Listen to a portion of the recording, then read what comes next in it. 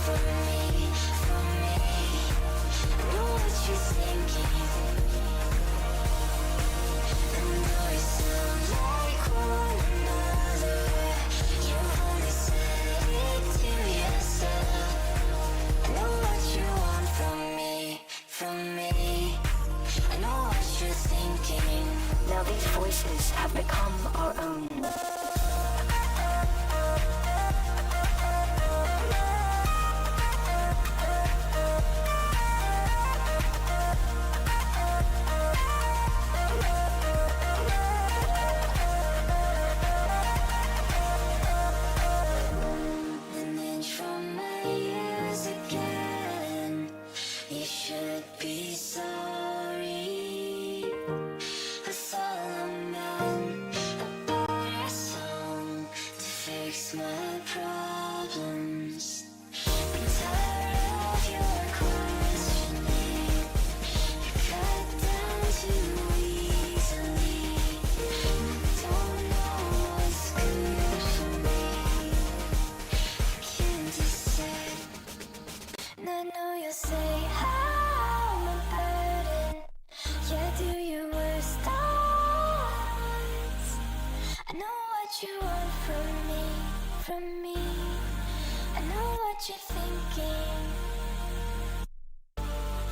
It's not the voice of all the others. You only said it to yourself. I know what you want from me, from me. I know what you're thinking. And I know you say, oh, my burden. You do your best always. I know what you want from me, from me. I know what you're thinking. And though you sound like one another, you only said it to yourself. I know what you want from me, from me. I know what you're thinking. Yo, what's up, guys? Sometimes the inner voice is encouraging, calling for you to run those final few yards. You're nearly there. Keep going, keep going, keep going, keep going. It will all be okay in the end. It will all be okay.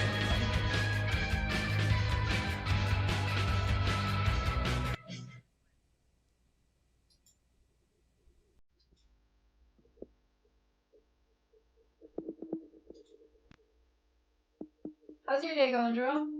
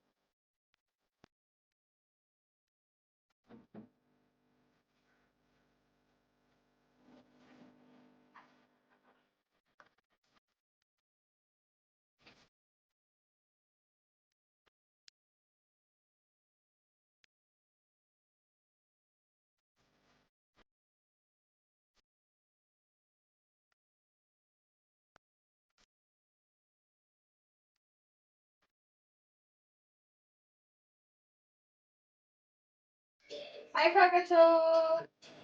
Love you, buddy. Enjoy your sleep. Have a great day at work.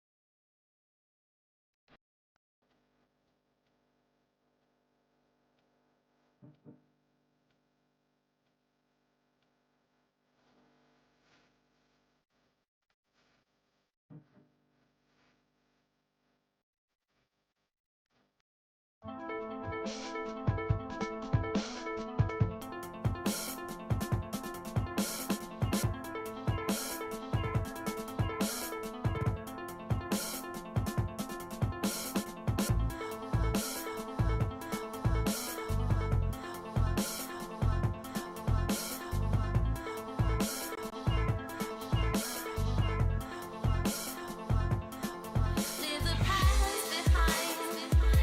Just walk away. When it's over and the heart breaks and the cracks begin to show.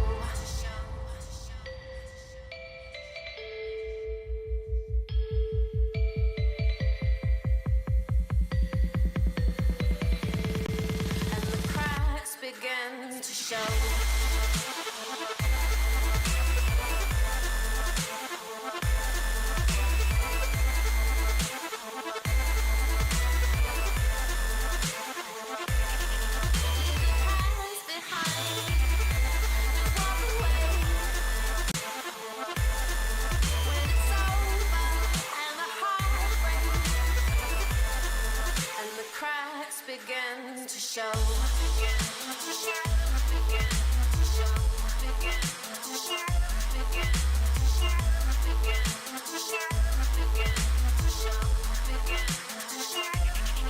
Leave the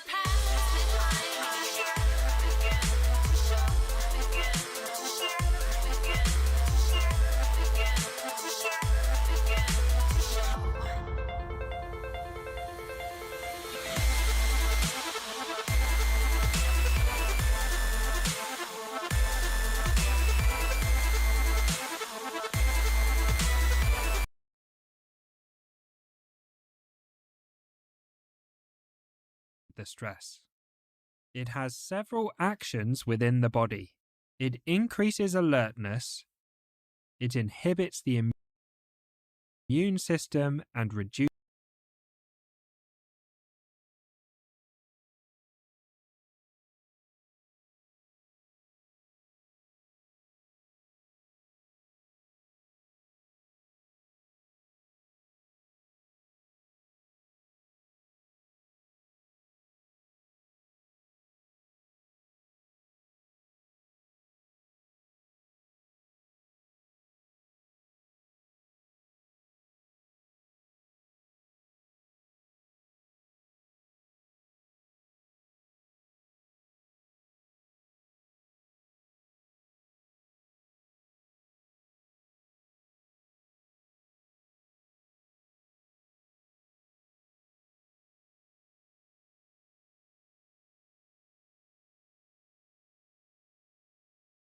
inflammation, it inhibits bone formation, it raises the blood glucose level, it increases metabolism, and it supports cardiovascular function, increasing the heart rate, blood pressure, and cardiac output. Cortisol is released in pulses throughout the day and in response to stressful stimuli. It has diurnal variation, meaning that it's high and low at different times of the day. Cortisol typically peaks in the early morning, triggering the person to wake up and get going, and it's at its lowest late in the evening, helping the person to relax and fall asleep. There might be additional spikes throughout the day in response to stressful stimuli. Let's talk about glucocorticoids and mineralocorticoids. There are two types of steroid hormone produced by the adrenal glands. Cortisol, which is a type of glucocorticoid, and aldosterone, which is a type of mineralocorticoid. Glucocorticoids, for example cortisol, help the body to cope with stress, they regulate the immune system, and they reduce inflammation. Medications that act as glucocorticoids include prednisolone, hydrocortisone, and dexamethasone. Mineralocorticoids, for example aldosterone, help regulate the balance of electrolytes and the blood pressure. They act on the nephrons in the kidneys to increase sodium reabsorption from the urine back into the body from the distal tubule, increase potassium secretion from the body into the urine from the distal tubule, and increase hydrogen secretion from the body into the urine from the collecting ducts. They cause more sodium retention and more potassium and hydrogen secretion. When sodium is reabsorbed in the kidneys, water will follow it by osmosis. This means that more fluid is retained within the body. This leads to an increased intravascular volume, or the volume of fluid within the blood vessels, which increases the blood pressure. Therefore, aldosterone and mineralocorticoids work to increase the blood pressure. Fludrocortisone is a mineralocorticoid medication used to replace aldosterone in patients with adrenal insufficiency, where aldosterone is low. It's also used to treat postural hypotension, which is a low blood pressure on standing up, as it helps to increase and maintain the blood pressure in these patients. Let's go through the hypothalamic pituitary adrenal axis. Cortisol is controlled by two structures in the brain called the hypothalamus and the pituitary gland, specifically the anterior part of the pituitary. This is called the hypothalamic pituitary adrenal axis, or the HPA axis. The hypothalamus releases corticotropin releasing hormone, or CRH. CRH stimulates the anterior pituitary to release adrenocorticotropic hormone, or ACTH. ACTH stimulates the adrenal glands to release cortisol. Cortisol travels off to the body tissues to carry out its effects. It also travels back to the brain and has a suppressing effect on the hypothalamus and the pituitary. This is called negative feedback. Cortisol suppresses the release of CRH and ACTH, helping to keep the cortisol levels within normal limits. When the cortisol level gets too high, it suppresses the secretion of CRH and ACTH.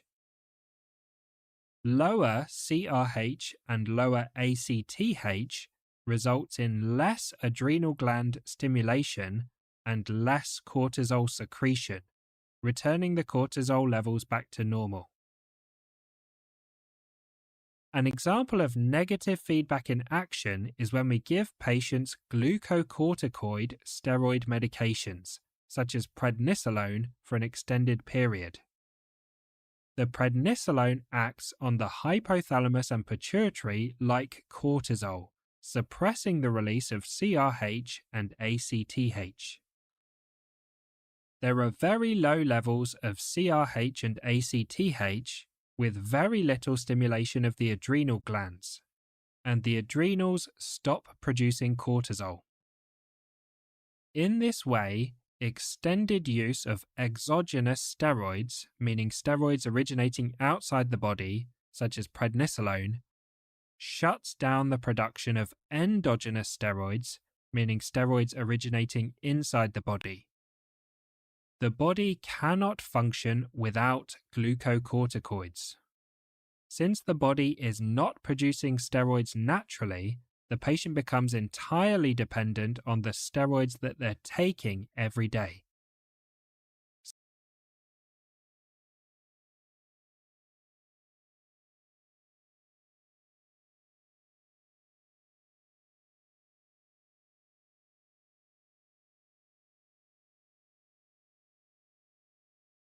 Suddenly stopping the steroids can be dangerous, leading to life-threatening adrenal crisis with insufficient glucocorticoids in the body. This means that steroid medications need to be slowly Hi, reduced Dave. to give the Have body fun. time I to hope you have a great restart the day. natural production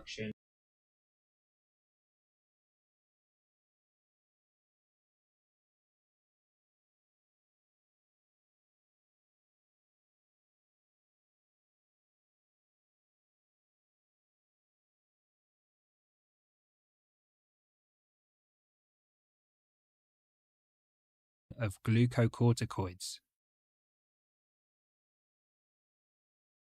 When the cortisol levels get too low, there is less suppression of CRH and ACTH, resulting in more CRH and ACTH secretion, more adrenal stimulation, and more cortisol secretion, bringing the levels back up. Next, let's talk about Cushing's syndrome. Excessive glucocorticoids, or cortisol, leads to Cushing's syndrome. You can remember the causes of Cushing's syndrome with the CAPE mnemonic. C is for Cushing's disease, which is a pituitary adenoma or hormone-secreting tumor of the pituitary, releasing excessive ACTH, which in turn stimulates the adrenals to release excessive cortisol. A is for an adrenal adenoma, which is an adrenal tumor secreting excessive cortisol. P is for paraneoplastic syndrome, for example, ectopic ACTH secreted by a small cell lung cancer tumor. This ectopic ACTH stimulates the adrenal glands to release excessive cortisol. E is for exogenous steroids, meaning patients that are taking long-term corticosteroids at a higher dose.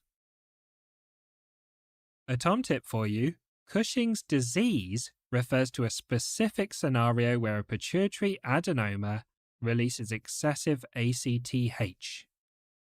The ACTH stimulates the release of excessive cortisol by the adrenal glands, causing Cushing's syndrome. Therefore, Cushing's disease causes Cushing's syndrome. However, Cushing's syndrome has other causes as well as Cushing's disease.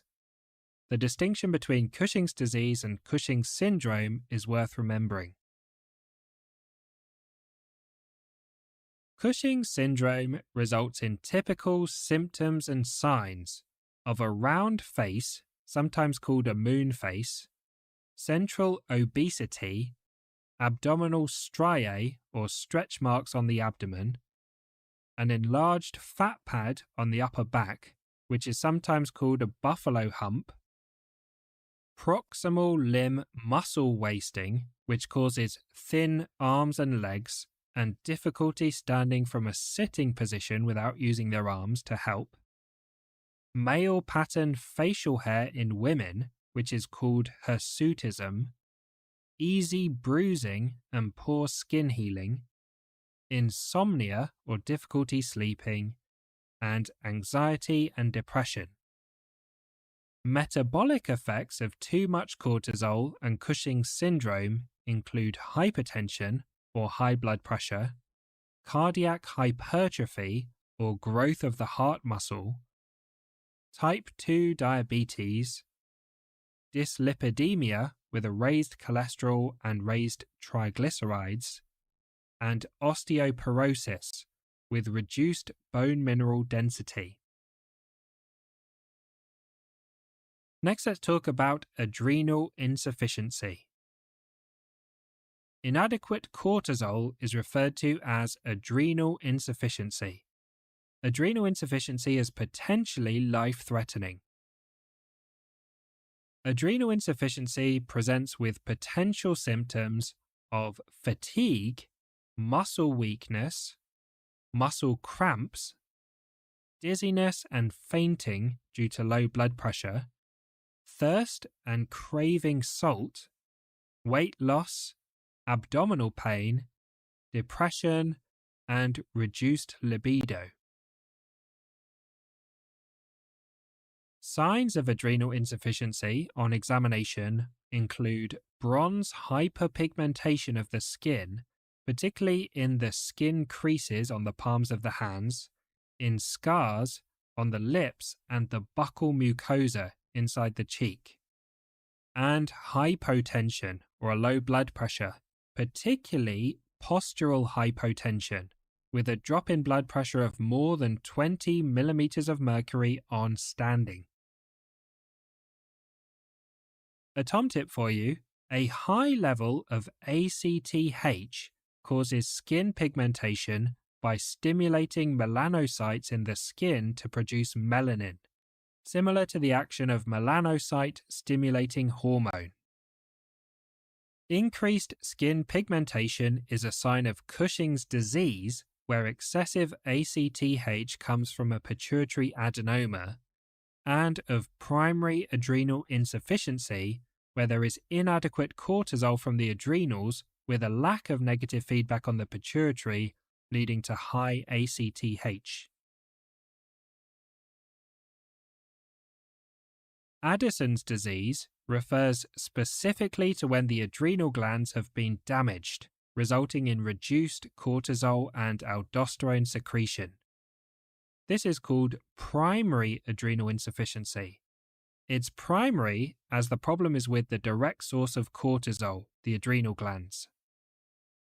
The most common cause of Addison's disease is autoimmune, where the immune system gets confused and inappropriately attacks and damages the adrenal glands. Low cortisol means reduced negative feedback on the hypothalamus and pituitary, leading to increased CRH and ACTH.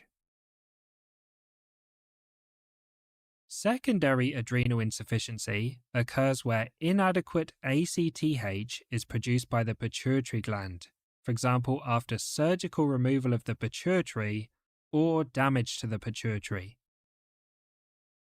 Inadequate ACTH means low adrenal stimulation and insufficient cortisol release. It is secondary as the problem is one step back from the adrenal glands. Tertiary adrenal insufficiency occurs when the hypothalamus produces inadequate CRH, usually due to suppression by exogenous glucocorticoids, for example long-term treatment with prednisolone. Inadequate CRH and ACTH mean low adrenal stimulation and reduced cortisol secretion. It is tertiary as the problem is two steps back from the adrenal glands.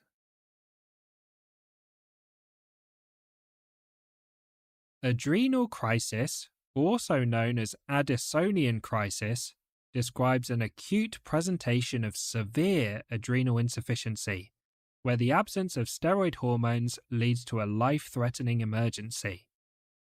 It presents with reduced consciousness, hypotension or a low blood pressure, hypoglycemia or a low blood glucose level, and hyponatremia or a low sodium, and hyperkalemia or high potassium. Treatment of adrenal crisis includes emergency administration of intramuscular or intravenous hydrocortisone. Next, let's talk about testing. Cortisol and ACTH can be tested on a blood sample. A single cortisol result is unreliable, as the levels fluctuate significantly throughout the day. There should be a relatively reliable increase in cortisol in the morning. Therefore, taking an early morning cortisol at 8 or 9 a.m. may be used as an initial test for adrenal insufficiency. In adrenal insufficiency, the early morning cortisol may be lower than expected. Dynamic tests involve giving a hormone and seeing how the body responds. The short synactin test is used for adrenal insufficiency, and the dexamethasone suppression test is used for Cushing's syndrome. Let's talk in more detail about the short synactin test. The short synactin test, also known as the Hi, Johnny. Thank you. Hi, Stuart. I'm doing good. How are you guys? ACTH stimulation test, is used to diagnose primary adrenal insufficiency.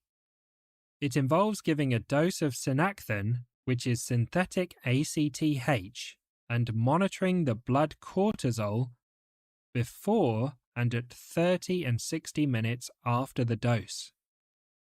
The synthetic ACTH stimulates healthy adrenal glands to produce cortisol.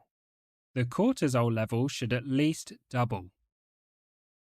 In primary adrenal insufficiency, the damaged and dysfunctional adrenal glands fail to respond to ACTH, so the cortisol levels will not double. Finally, let's talk about the dexamethasone suppression test. The dexamethasone suppression test is used to diagnose Cushing's syndrome. It involves giving a dose of dexamethasone, which is a synthetic glucocorticoid, and monitoring what happens to the cortisol levels using blood tests. Dexamethasone causes negative feedback on the hypothalamus and pituitary, reducing the CRH and ACTH output.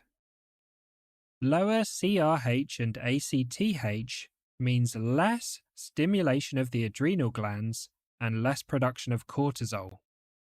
A normal response to dexamethasone is suppressed cortisol. In patients with an adrenal adenoma, dexamethasone will have no effect on the amount of cortisol released. The tumor is secreting large amounts of cortisol without requiring stimulation by ACTH. Dexamethasone will suppress the ACTH, but this will have no effect on the cortisol release. In fact, ACTH will already be suppressed by the high cortisol level before dexamethasone is even given. In patients with ectopic ACTH, for example, small cell lung cancer secreting ACTH, dexamethasone will have no effect on how much cortisol is released. It will suppress ACTH released by the pituitary, but there will still be lots of ACTH from elsewhere, for example, the lung cancer tumor, stimulating the adrenal glands to continue releasing lots of cortisol. The initial test in suspected Cushing syndrome is the low-dose dexamethasone suppression test. A low dose of dexamethasone is given. In patients with a pituitary adenoma, a low dose of dexamethasone will not be able to suppress the ACTH release. Therefore, cortisol will not be suppressed. Further testing involves the high-dose dexamethasone suppression test. In patients with a pituitary adenoma, a high dose of dexamethasone is enough to suppress the ACTH, resulting in lower cortisol. So to summarize the baseline ACTH, cortisol results in the low-dose test and cortisol results in the high-dose test. A normal response is a normal ACTH at baseline, a low cortisol after the low-dose test, and a low cortisol after the high-dose test.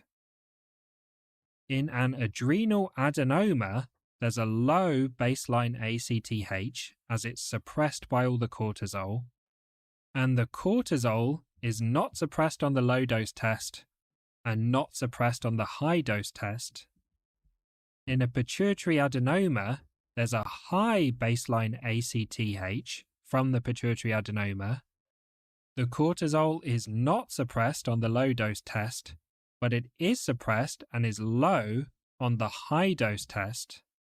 And when there's ectopic ACTH, for example in small cell lung cancer, the baseline ACTH is high, cortisol is not suppressed on the low-dose test and not suppressed on the high-dose test.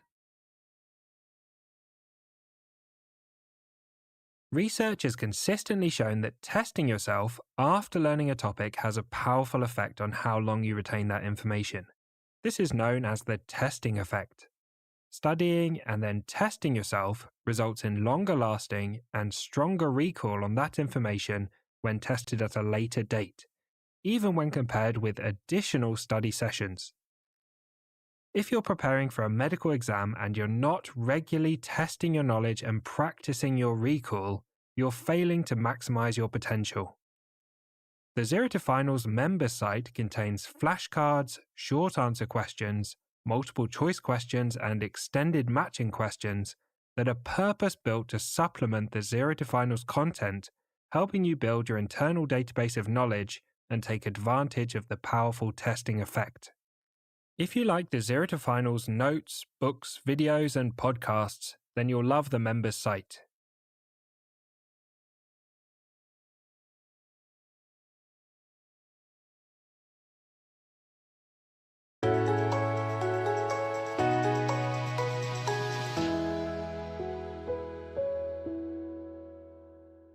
Hi, this is Tom from ZeroToFinals.com.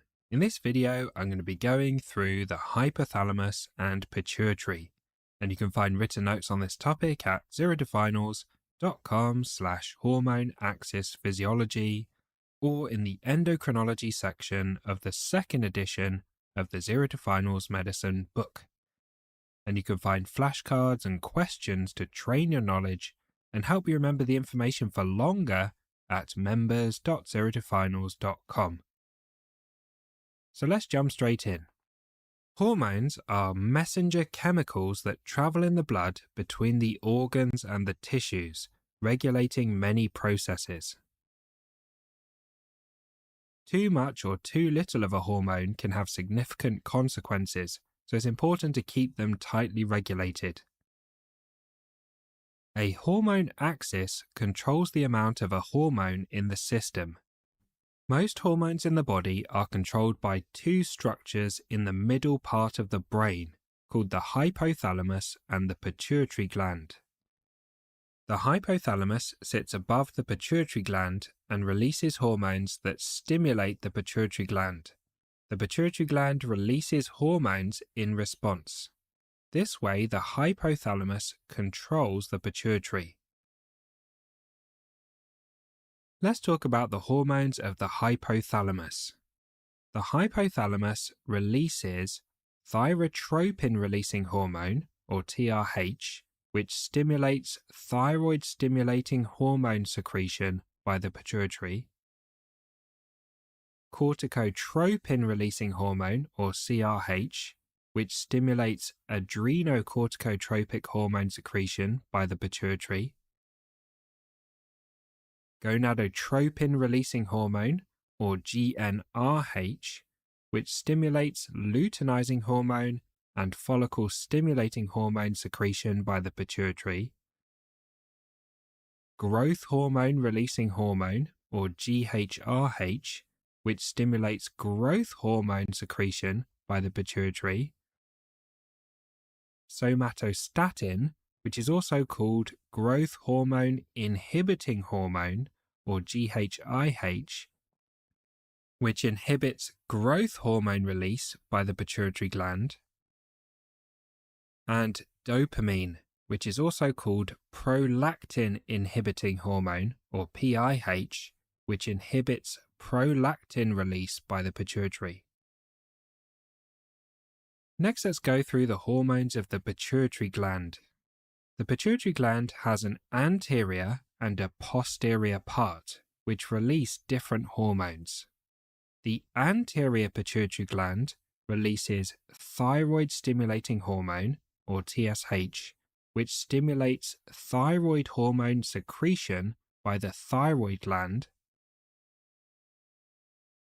adrenocorticotropic hormone, or ACTH, which stimulates cortisol secretion by the adrenal glands, follicle-stimulating hormone, or FSH, and luteinizing hormone, or LH, which controls sex hormone secretion by the gonads, which are the testicles in males and the ovaries in females, growth hormone, or GH, prolactin, which stimulates breast milk production, and melanocyte stimulating hormone, or MSH, which stimulates melanocytes to produce melanin, which increases the skin pigmentation. The posterior pituitary releases oxytocin, which is actually produced by the hypothalamus but secreted by the posterior pituitary. Oxytocin stimulates uterine contractions during childbirth and milk ejection during breastfeeding, and also plays a role in social bonding and pleasure, and antidiuretic hormone, or ADH, which is again produced in the hypothalamus but secreted by the posterior pituitary. Antidiuretic hormone stimulates water reabsorption from the urine in the collecting ducts of the kidneys, making it responsible for concentrating the urine. Research has consistently shown that testing yourself after learning a topic has a powerful effect on how long you retain that information. This is known as the testing effect. Studying and then testing yourself results in longer lasting and stronger recall on that information when tested at a later date, even when compared with additional study sessions. If you're preparing for a medical exam and you're not regularly testing your knowledge and practicing your recall, you're failing to maximize your potential. The Zero to Finals members site contains flashcards, short answer questions, multiple choice questions, and extended matching questions that are purpose-built to supplement the Zero to Finals content, helping you build your internal database of knowledge and take advantage of the powerful testing effect. If you like the Zero to Finals notes, books, videos, and podcasts, then you'll love the members site.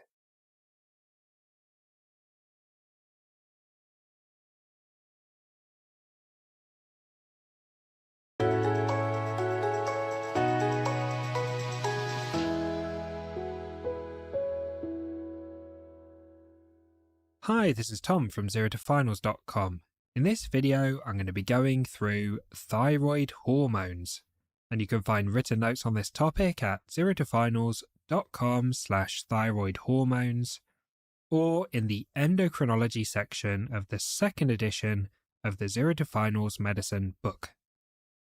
And you can find flashcards and questions to train your knowledge on this content and help you remember the information for longer at members.zerotofinals.com.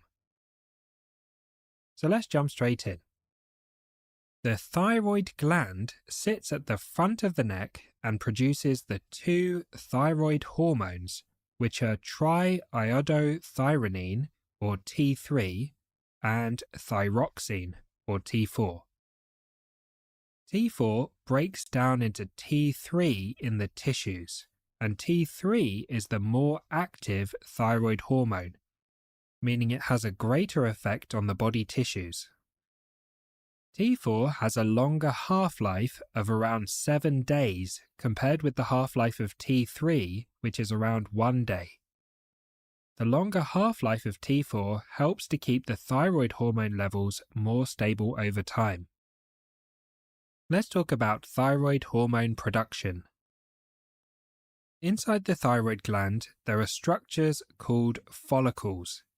These structures are lined by follicular cells and contain a fluid called colloid.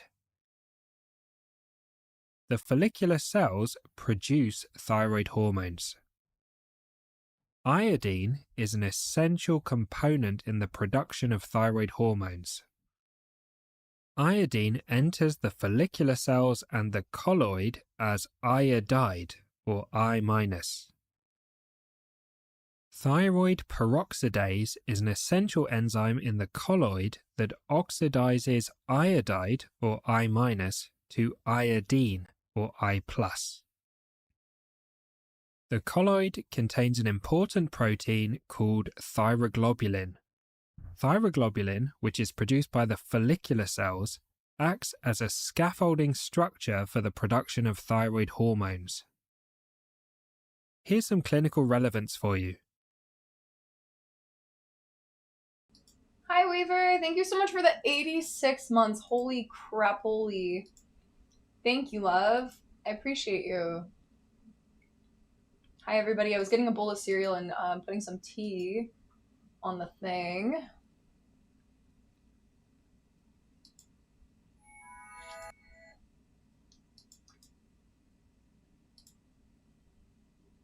How's everyone doing? So doll complex is when one of the parents in the home, this would be your mother, had a relationship with children more like a little girl has with a doll.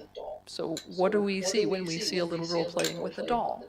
Well, it's really fun to take care of that doll, and I'm so excited about this bond that I have with this doll, but the reality is that it's a one-way bond. It's a plastic object. So the doll is not really bonded back, it's an imagined bond. That's number one. Number two, what you notice about a child playing with a doll is that the doll never really gives any cues for what it needs when it's inconvenient. So the kid, when it doesn't want to play with the doll, can just and then pick it up when she wants. Also, she can kind of carry it however she wants to carry it. What I'm saying is it's not a two-way relationship. It's a fantasy relationship, and so many mothers especially get into this with children where they want their children to be like dolls. So you'll start to see a lot of drive in those parents to make a kid like a doll. You are on my schedule. You operate according to my needs, not your needs. If you have emotions that are out of sync with how I've decided you should feel at this moment, this is going to be a problem for me. And so you start to see those rubs happen when a child enters that autonomy toddler phase, where the parent's just constantly exasperated. Now, the child is experiencing a really traumatic thing when that goes on, because they're learning there can be no me in this relationship. I have to feel the way that you've decided that I should feel. I have to dress the way you want me to dress. I have to be interested in the things that you decided are okay. I have to keep friends that you've decided are the okay friends to keep. And so all of a sudden, in order to keep closeness with that parent, which, like I said, is the God of your universe at that time, in order to keep that closeness and that coherence with that person, you get rid of your sense of self. Okay, yeah, you like pink? I like pink. Oh, mommy's upset? Hi, mommy, I love you so much. I wrote you this card. So you start to see a person turn into a people pleaser at about that age because of this type of trauma. So doll complex is when one of the parents in the home, this would be your mother, had a relationship with children more like a little girl has with a doll. So what do we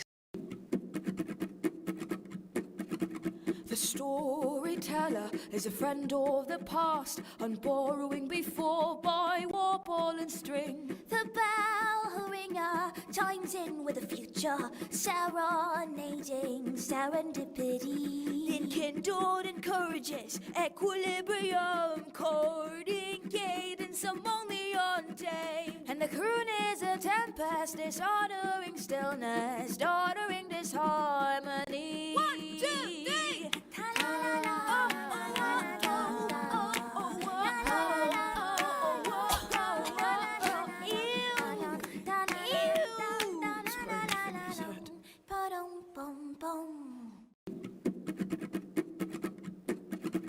The storyteller is a friend of the past, on borrowing before by war ball and string. The bell ringer chimes in with the future, serenading. The more covert the abuse is, the more difficult it is to explain.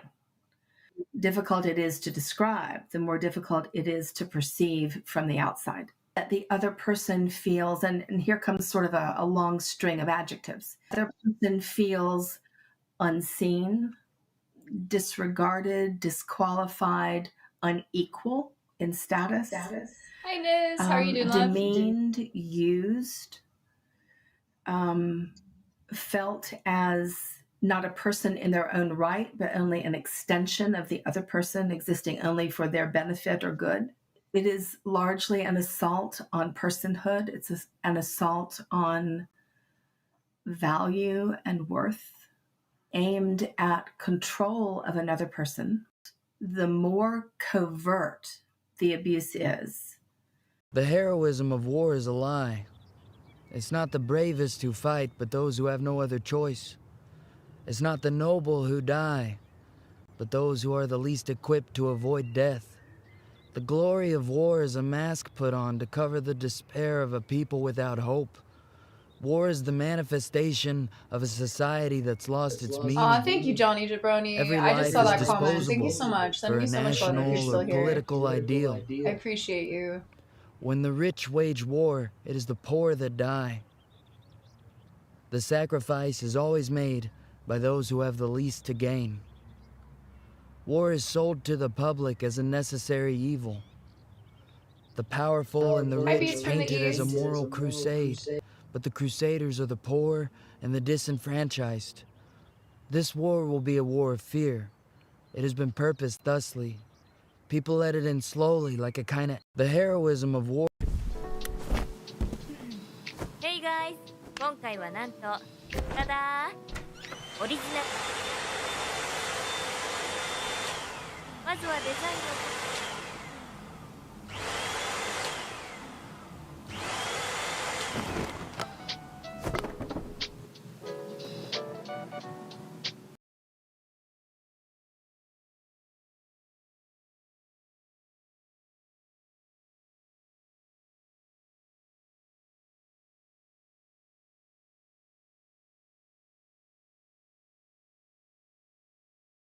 iodine deficiency.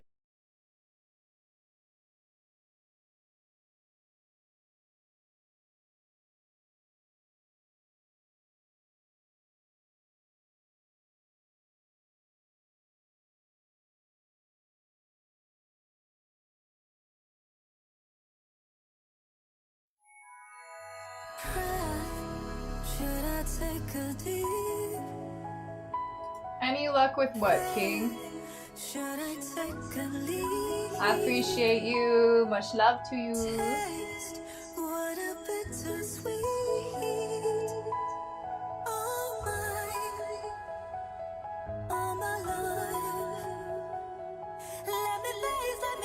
Let me face my fears. Oh, let me God, add feedback after the. Oh, word. face my fears. I've been alright.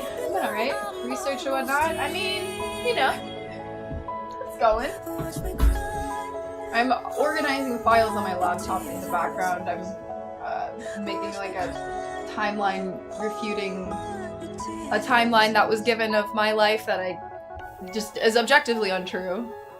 And not even that I disagree with it, it's just objectively untrue. So I've been going through old photos, doing that, doing some research on the science behind the things I'm interested in to show that it's not like I'm not some like strung out drug addict. I'm like trying to understand addiction because I've had so much addiction in my family and just like the potentials that people can have to like heal themselves and each other outside of systems that are kind of hurting us.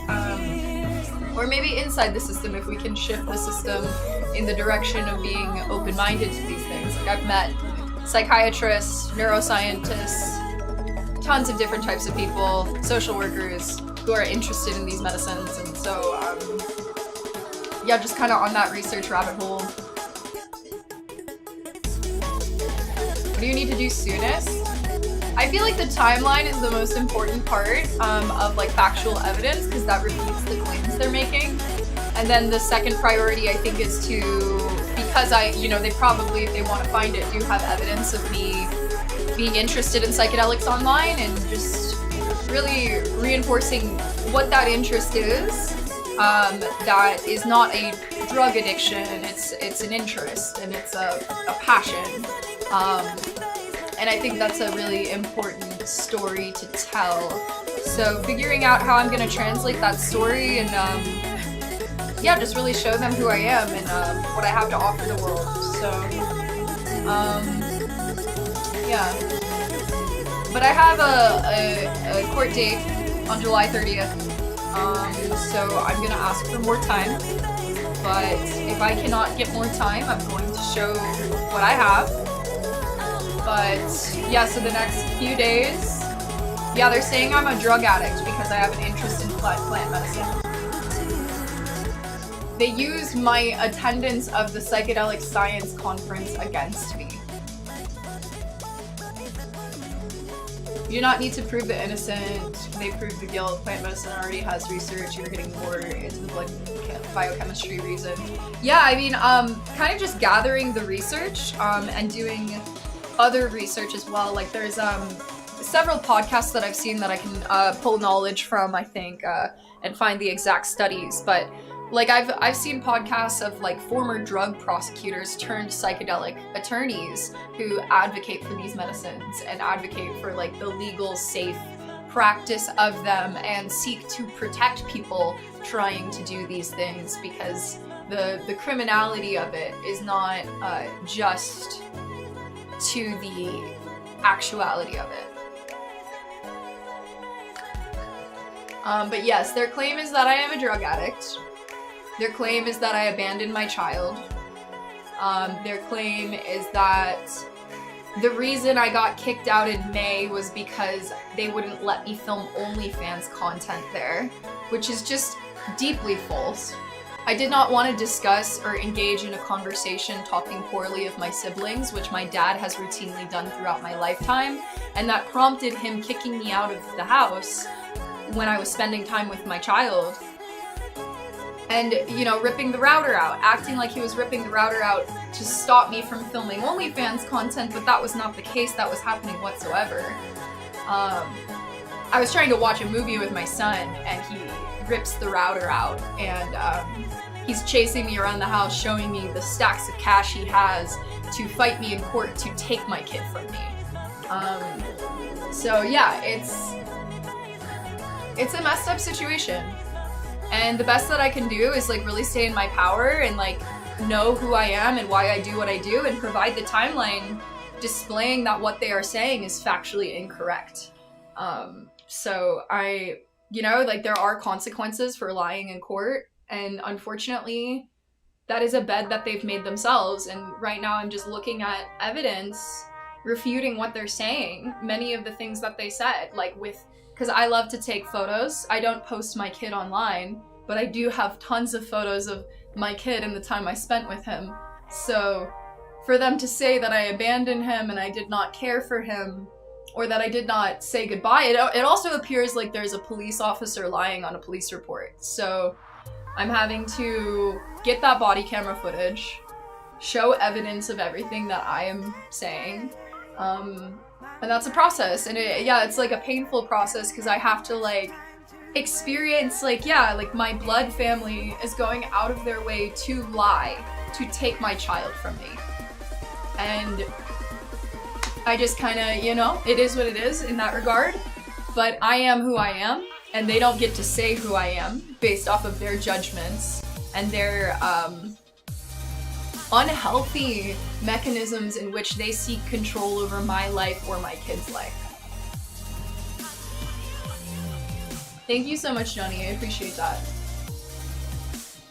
It is defamation. It certainly is defamation, as well as it's defamation because my father has been reaching out to other people within my family, which has isolated me from a large portion of my family, because he goes to them and he says these lies, and he says this narrative that I've abandoned my child, that I'm a drug addict, that I'm, at least to me, he tells me I'm demonic. And even like the day after I was kicked out, I received a message from my brother, who me and my brother have talked about the abusive dynamics we grew up in, and I received a message from my brother just completely defaming my character and putting me down when I had no communication with him. So I know for a fact the catalyst for that was my dad reaching out to my brother, and the things that were said were, it seemed like they would watch my live streams and they heard me tell a story about the first time I did psilocybin, where I was hugging a tree and crying.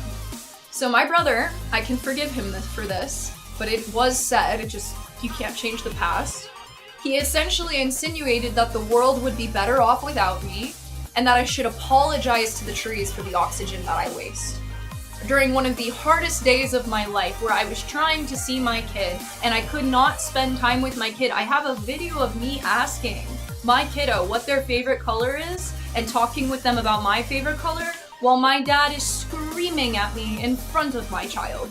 So I am really sick and tired of being told I need to just fix myself, I need to get all the therapy in the world so I can be this pinnacle of mental health, while my family does not seek that therapy, and they continue to scapegoat me for all of their toxicity. I'm not okay with that. I've been in therapy, and most of my therapy has been deconstructing these family systems that made me feel like I should not be alive. Because I was routinely told my opinion doesn't matter, that the world would be better off without me, that my parents are getting a divorce because of me.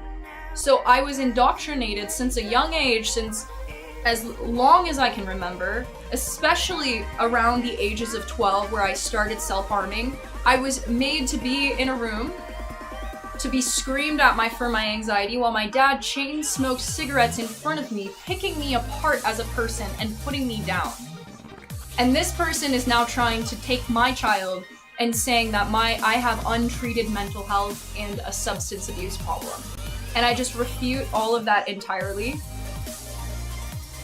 And if I need to prove that, I can. But I also think it's important, since I have displayed my interest for psychedelics and things like that, plant medicines and better alternatives, because the SSRIs I was placed on as a child made me heavily suicidal. I think it's really important that everyone has the freedom of speech to be able to talk about these things, and the idea that it is used against me in a court of law is disgusting because of my interest in how I can better help heal myself and people all over the world.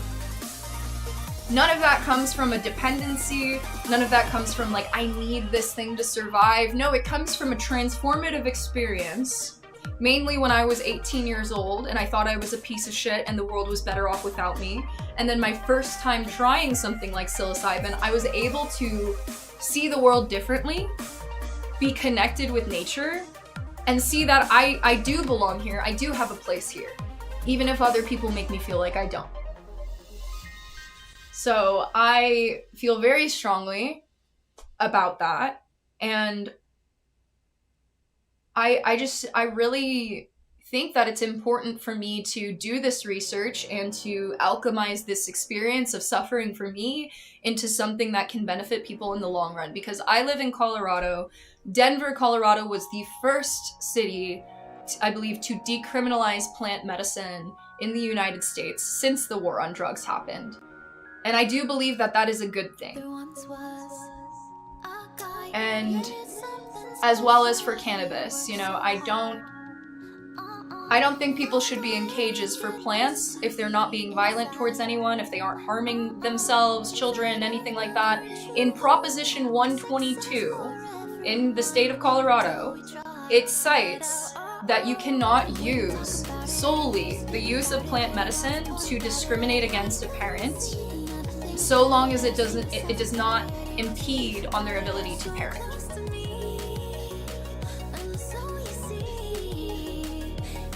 If he is biodad, I would have left home at 13 or 14. So here's the thing, my first suicide attempt was at 13. So my first suicide attempt, I was self-harming, and I was being screamed at by both my mother and my father about how I was the problem and how I'm ruining everything because they were adult foster care providers. And of course, if your daughter, as an adult foster care provider, if your daughter is self-harming, that makes you look really bad. So my self-harming and my not wanting to be alive was just seen in the perspective of them as like, that is a shameful thing. How could I do that to them? How could I do that to them and their income and their stability by self-harming? So they just wanted me gone. So when I went to the hospital, after taking all of my birth control and self-harming pretty badly, they, you know, I had told the hospital some things I experienced.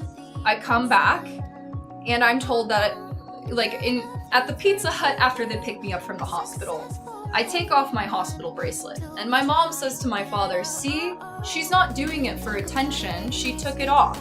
Because their perspective was that I wanted attention from people at school for me having a suicide attempt. And so when I went back to the school I was in, the school my kiddo is in now, I was not met with like, oh, you poor thing. I was met with, you psycho, because there had been a rumor that had circulated. I don't know if it was from this friend of mine or from my father himself, that the reason I was hospitalized was because I tried to kill my dad. So that was the rumor circulating. So I was treated like a psychopath. I was treated like I was insane.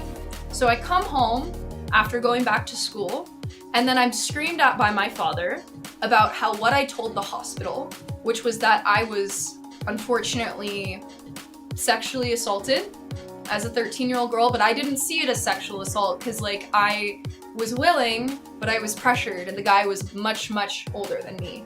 So they told my parents, and then my dad sat in there screaming at me about how I had lied, about how I was lying for attention, about how that didn't actually happen. So it got to the point where I was like, I don't know what to do with these feelings. I'm being told my reality isn't real, that I made it up, that I'm just attention seeking, and I punch a mirror and I self-harm.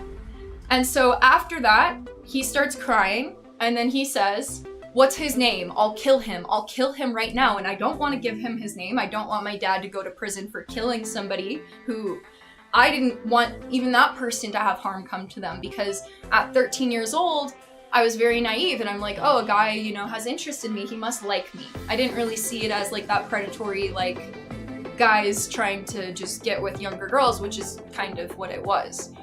And so after that, when I wouldn't give him the name, he said he wanted me gone.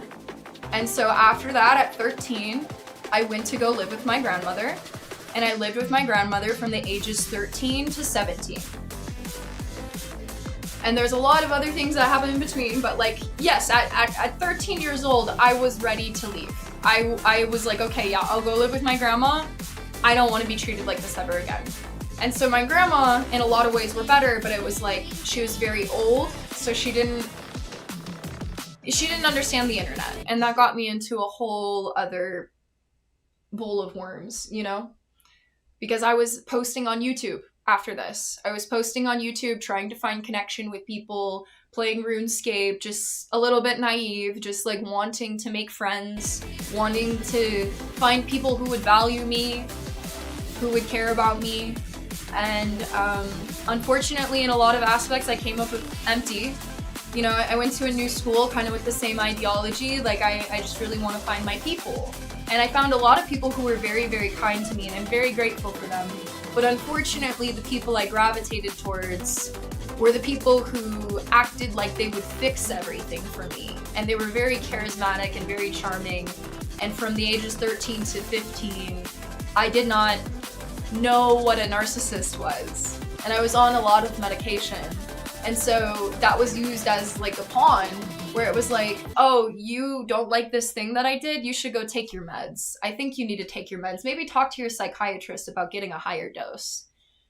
And it's just, it was all chaos. And like the way that they're trying to say, like, look, you're unstable, look, you're mentally ill. It's like, okay, but there's all of these factors that play into someone becoming unstable or mentally ill, that so many people are so easily willing to scapegoat onto one person, try and get them heavily medicated like that's gonna fix everything.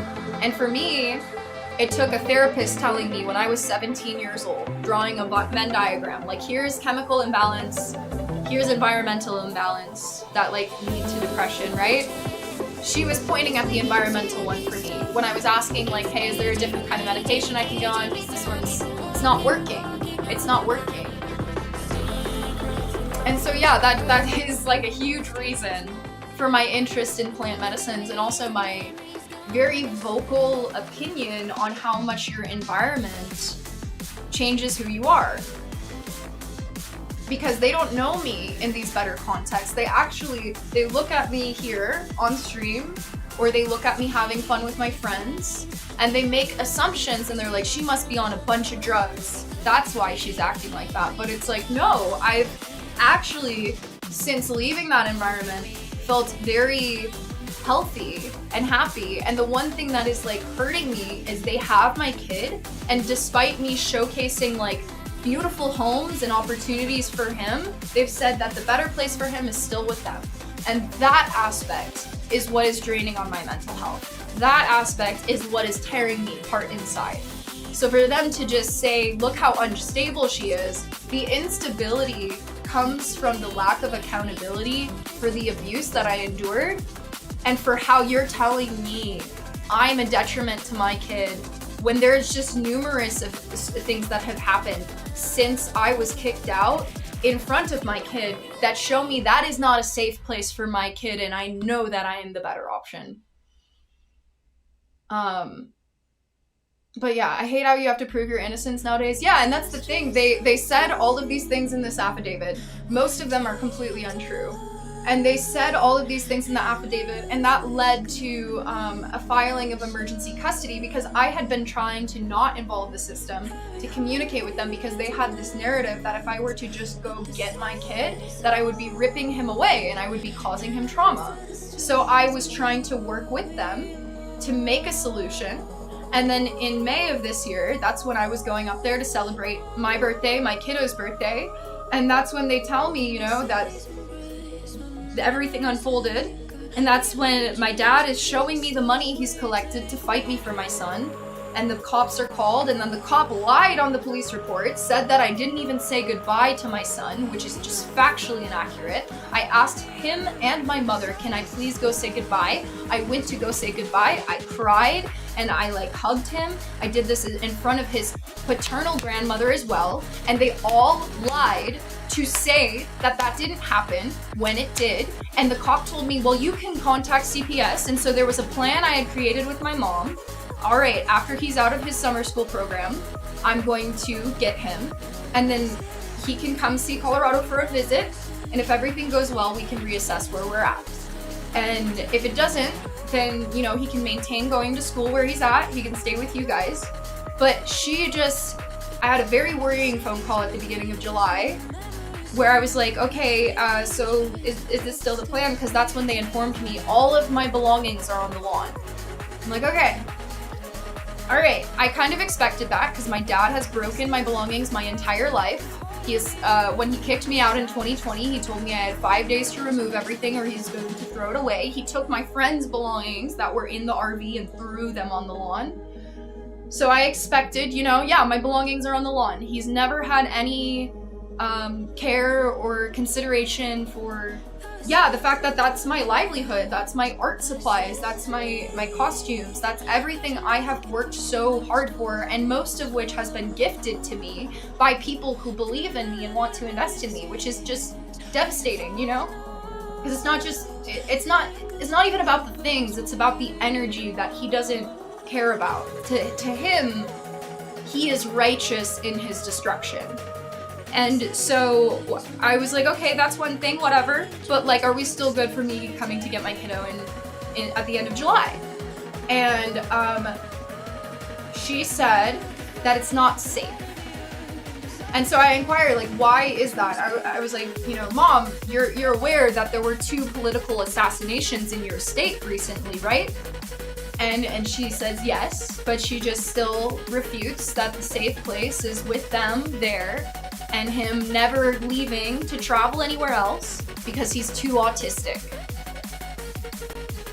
So it's just been a constant, like, shifting goalpost for the past 5 years of what I need to do or what needs to be done to get my own child back, until them going to the court system, lying, and saying all of these things to get custody removed from me.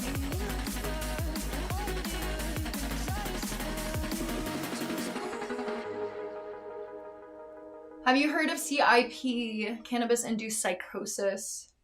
I have, but I've also physically seen religion-induced psychosis. My dad used to come out to my room and tell me, while I was living with him in 2019, 2020, that my son died before the age of 4 in his dream, and that he was happy about that because that means his soul was saved and he made it into the kingdom of heaven. So, since 2006, whenever there's a hint of the end times coming, my dad, without cannabis, I don't think it's nicotine causing this, has a psychosis over the end of times. And so while people are like, oh, cannabis-induced psychosis, psychedelic-induced psychosis, I have physically seen sober psychosis most of my life. Like my dad would come out and scream at me for having anxiety, right?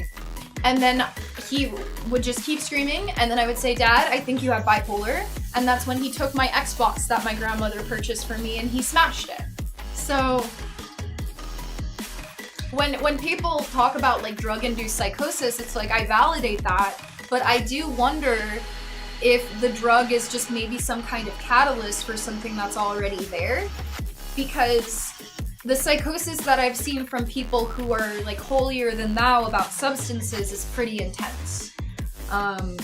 My dad used to be a coke addict though for many years. My mom nearly left him for it. So I think that might play a role, but it seems like the substances are only a part of it. And as well as like their allegations being entirely hypocritical because they at least my dad currently consumes alcohol and he gave me edibles because THC is now legal in Minnesota. He gave me edibles. So it's just stupid. I don't mean to just like make it sound so simple, but it's just, I can't conceptualize how somebody could knowingly tell such egregious lies or like shift and twist a narrative to vilify their own daughter in such a way with the intention of driving them from their child.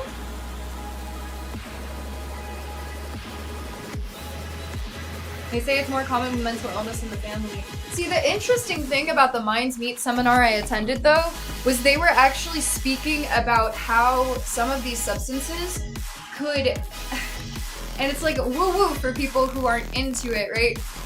But could alter the epigenetics of like certain chronic or generational illnesses or mental illnesses. And so that was incredibly interesting to me because mental illness runs in my family.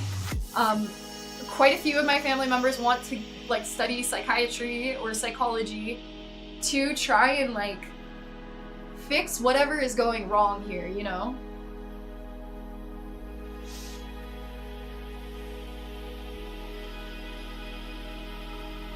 See, there's a reason that they went the route of plant medicine and using like modeling work against me is because, and that's why my dad's affidavit was just short and sweet and just said pretty much that he agrees with everything my mom says. And what my mom was saying was like the drugs and things like that, and just she altered the timeline to make it sound like something it wasn't. And I think that's why my dad's was so short, because he'll message me all of these paragraphs about like how he thinks I'm in a cult or I need to repent, or he'll post things about how like the first Pride Month was like the fires of hell coming and raining down upon people. He thinks that being gay is a sin. He's called my brother the F slur in front of my child. He's beat my brother over the head with my child's bike. He blamed it on my brother, saying it was my brother's fault. But regardless, this stuff is occurring in front of my child, and it's just not right. It's not right. I don't care how they spin it. As well as my dad kicked my mother and my brother and my son out in 2022 because and he called me saying my mom has an unhealthy attachment with my son and I need to go get him now, and that I need and that like the intimacy in their relationship is dying and all of these other things, and he was like insinuating she was cheating on him. He's not a mentally healthy person, and honestly, like he was drunk that night. I do think things like plant medicine can help kind of shift people into like conflict resolution rather than escapism. And so I don't think that's like a horrible, bad thing. It's not like I'm like everybody needs to like take it right now. And it's like, no, just like to open your mind up to like that there are other alternatives than just trying to numb the problem or to scapegoat the problem onto people that you should love and care about, right?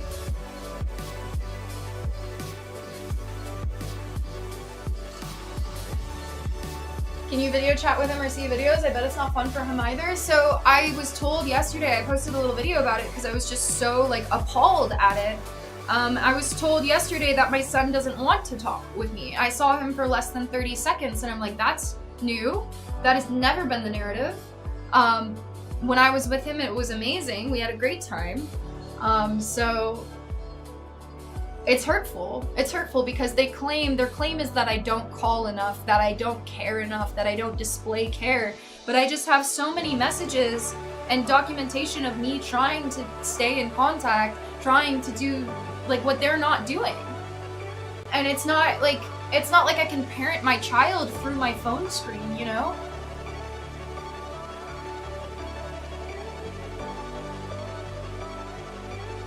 Yeah.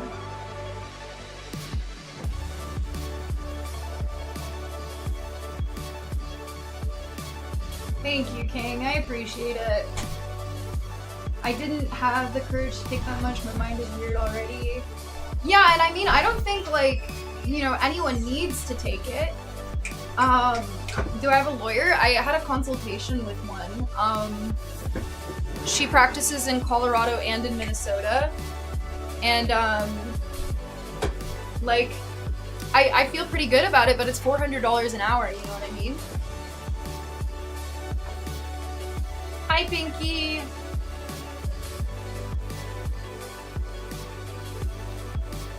Weed is evil, all that shit. Yeah, I think drugs are just a scapegoat. Like, yeah, there's drugs that can mess you up and hurt you, but, like, overall, I think the way that they're, like, so heavily demonized, and, like, the way that I'm currently being demonized, I think that is a scapegoat. I think my mental instability or whatever is a scapegoat. Like, in any encounter I've had, like, with my friends and my father, it's like he can take accountability for some of it, but he will never admit that he's the one who kicked me out. And he'll go out of his way to say, you know, I'm not the one who raped her, when I've never alleged that he raped me, but I have alleged the truth of the abuse that I've endured. So it's just, it's not right. And it's not right. And I'm not gonna have my kid go through that.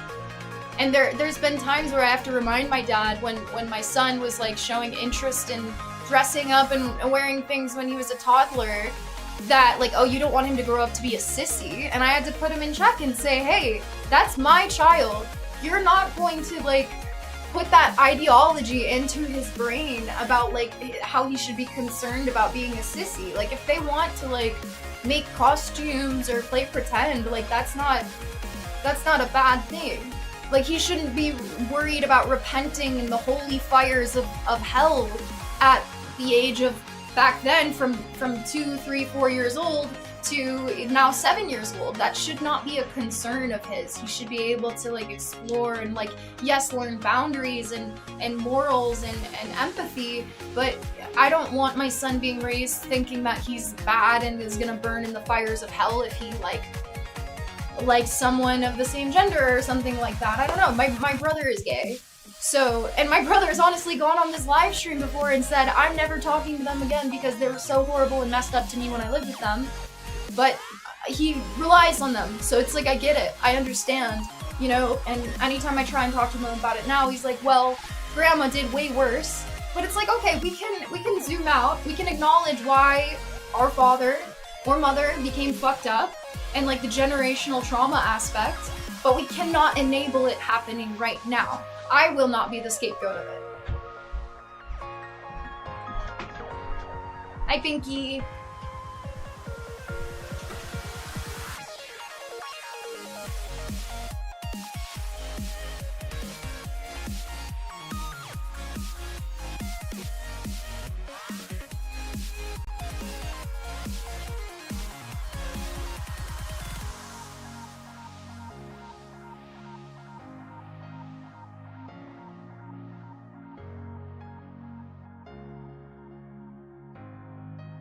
That's the thing, though. My brother would not testify to that because the message my brother sent me the day after everything went down in May was just so fucking rude and cruel, and he's apologized for it, and I can forgive him, but he's not going to testify. He's not going to help me in this. He's in the position where he's not picking sides, and it's just, yeah, it's just sad.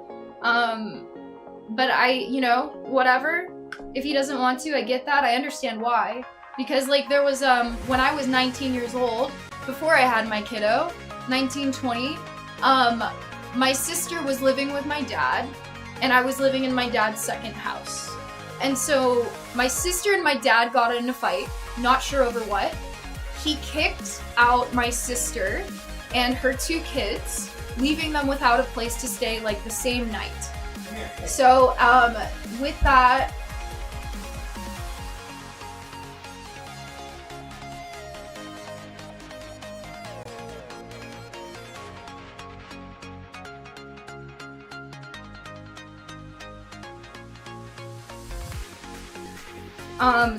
but essentially, like, he kicked them out with no place to go, and my mom calls me and tells me that if I allow them a place to stay with me in that second house, that I will also be kicked out and I won't have a place to live.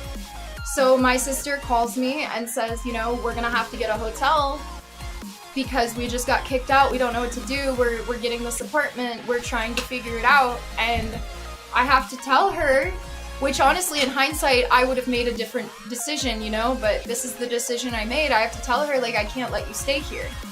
And I made up some excuse, but like, I was told I would be homeless again for the second or third time, you know, since 17. And I didn't want to be homeless again, you know? But my dad would continue to know that he was rendering his children homeless and without support, and use that as a means of control and fear. So the way that he's saying everyone needs to repent now, I think it's like a savior complex and a projection of like the sin that he's done, the ways that he's like let his children down, and he blames his children for everything. But it's unfortunate that it's like that. Like my other brother, like one of my brothers is on disability, and then the other brother was just you know, institutionalized. And it's just really sad because in his eyes, it's all their fault. They're just bad kids. To me, I'm like a child of Satan, demonically possessed by the devil with this dark aura, right? Like that's his narrative. And I've never been able to do anything to get out of that. He would tell me, you know, since the age of like 12 years old, 11 even, that I was gonna grow up to be a prostitute. And so now he's using the fact that I do modeling against me to keep me from my son. And it's kind of a joke for me. Like sometimes it's like, Dad, you manifested it, but I'm not a prostitute. I don't do sex work. I do modeling. That's it. I love my body. I love myself. I was like raised to hate my body, to reject my body, to the point that I started harming my body. And I've been clean from self-harm for a long time now. It's been several months, probably a year. I don't know the exact date, but I had to like remember like those urges that I get when I feel like self-harming, that comes from being taught to believe that I am wrong, that I shouldn't be here.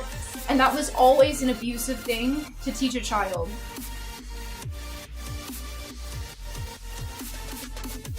Thank you, King. I appreciate it. If you did not have the kid to fight for, I would say, just tell them you are. But that's the thing, like the more that I actually like, because I rejected religion for so long, I rejected all of it because of the way that it was like used as a bat to beat me with.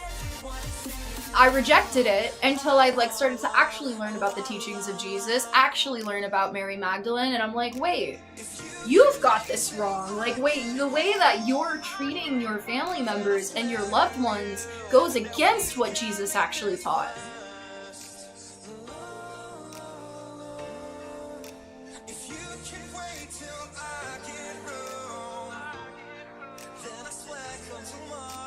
Yeah, and that my friend who visited, she has an evangelical parent as well, and it's very aligned with that.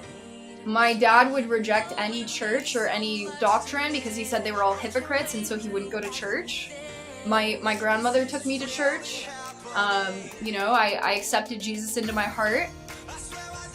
But she saw that the fact that I was self-harming as like a rejection of Jesus or like satanic or demonic or something, but it's like, no, I was self-harming because I was being abused.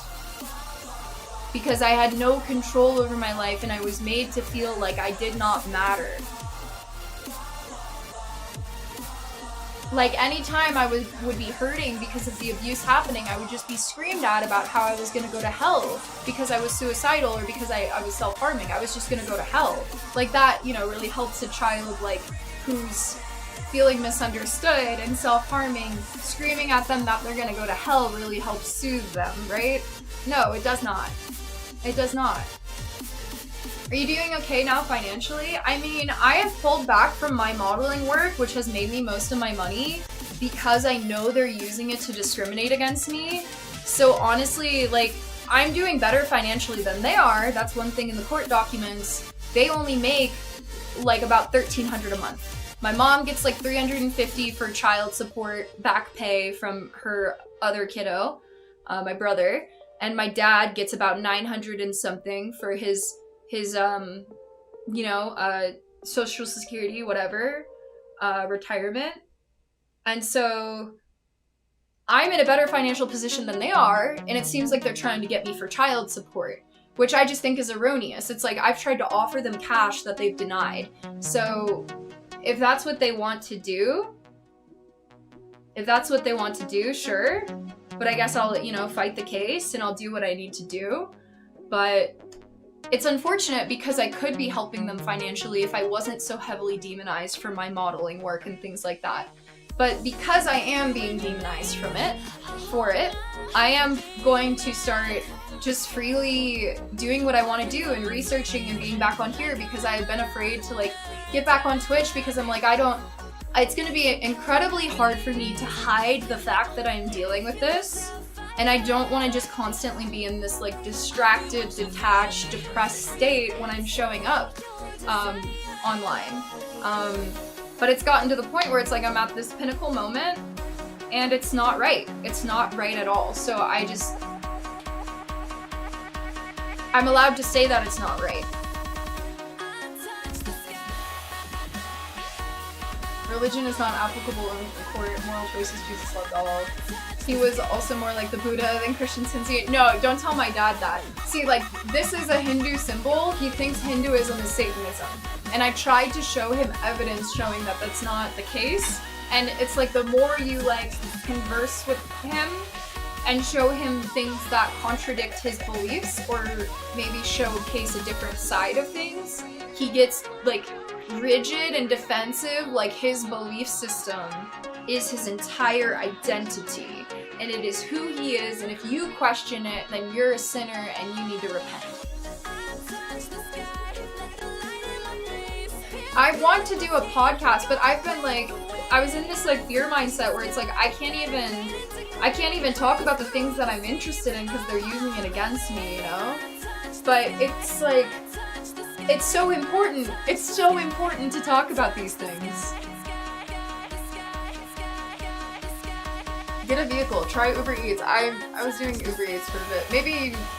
Maybe you just don't follow me certified. I've done like little TikToks where I'm talking about Uber Eats and all that. Like, I get what you're saying, but like, it does not provide healthcare, and that's the thing. Like, a lot of people have like been like, oh, just do this, just do that. My dad would tell me, just get a job at the casino like I did. And I did, and it was hell, and it barely paid. And it just, there's nothing wrong with what I'm doing. That's the thing. Like, there's nothing wrong with it. They just have this like perspective of it that they keep painting as this like demonic thing. There's nothing wrong with anything that I'm doing for work. So, but I have been doing Uber Eats. Like, I could show you my income from it. Like, I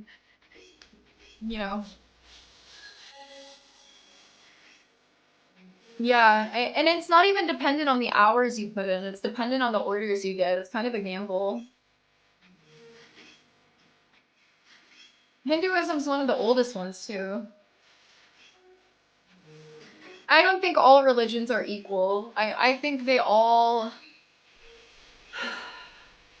To say they're all equal would trigger a lot of people. It's how you use it.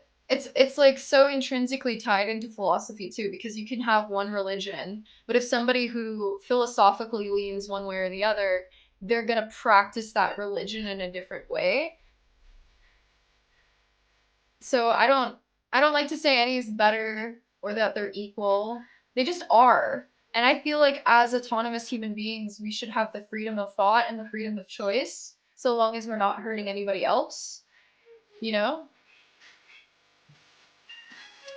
Probably should not distract you. Yeah, I should probably get back to research, but it feels good to articulate what I've been going through because I've been suppressing it for so long, and I'm just like, I'll just figure it out. I'll just like work with them, you know? And it's just, they don't want to work with me. They're actually intentionally ignoring me and intentionally pushing me out because of deeply factually incorrect statements that they're saying. Ever tried going for job training to get a better paying job?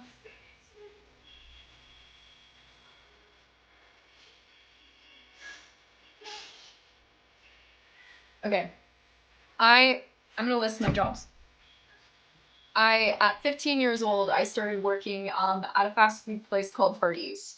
I was working my butt off, then I went to Taco Bell. I thought that I was, big dog asking for $8.05 an hour. So I got paid $8.05 an hour at Taco Bell. I was a cook, etc. I worked sometimes 40 plus hours a week while still going to school. At 16 when I was living with my grandmother. And then I went from that to an ice cream shop, slash cashier slash hostess. And so I did that for a while. Decent, and so these are the jobs around where my parents are. That or the casino I worked at paying like $9 an hour. So they expect me to just move up there, etc. Quit everything online, just move up there. $9 an hour, if you guys do the math. If you guys look at any rental in anywhere, really, in the United States, $9 an hour, you're not really making enough to survive, let alone to support a child. So, other than that, I worked for a company where I did paid fundraising. Didn't pay very much. I worked for a daycare, which I loved, I adored, but it did not pay very much. It paid $9 an hour. So, and then other than that, let's see, I've done delivery services. I worked for Dollar Tree. I worked for a sushi restaurant. I did the training there. I got hired, did all the training. I was supposed to become a waitress. This was when I was in Oregon.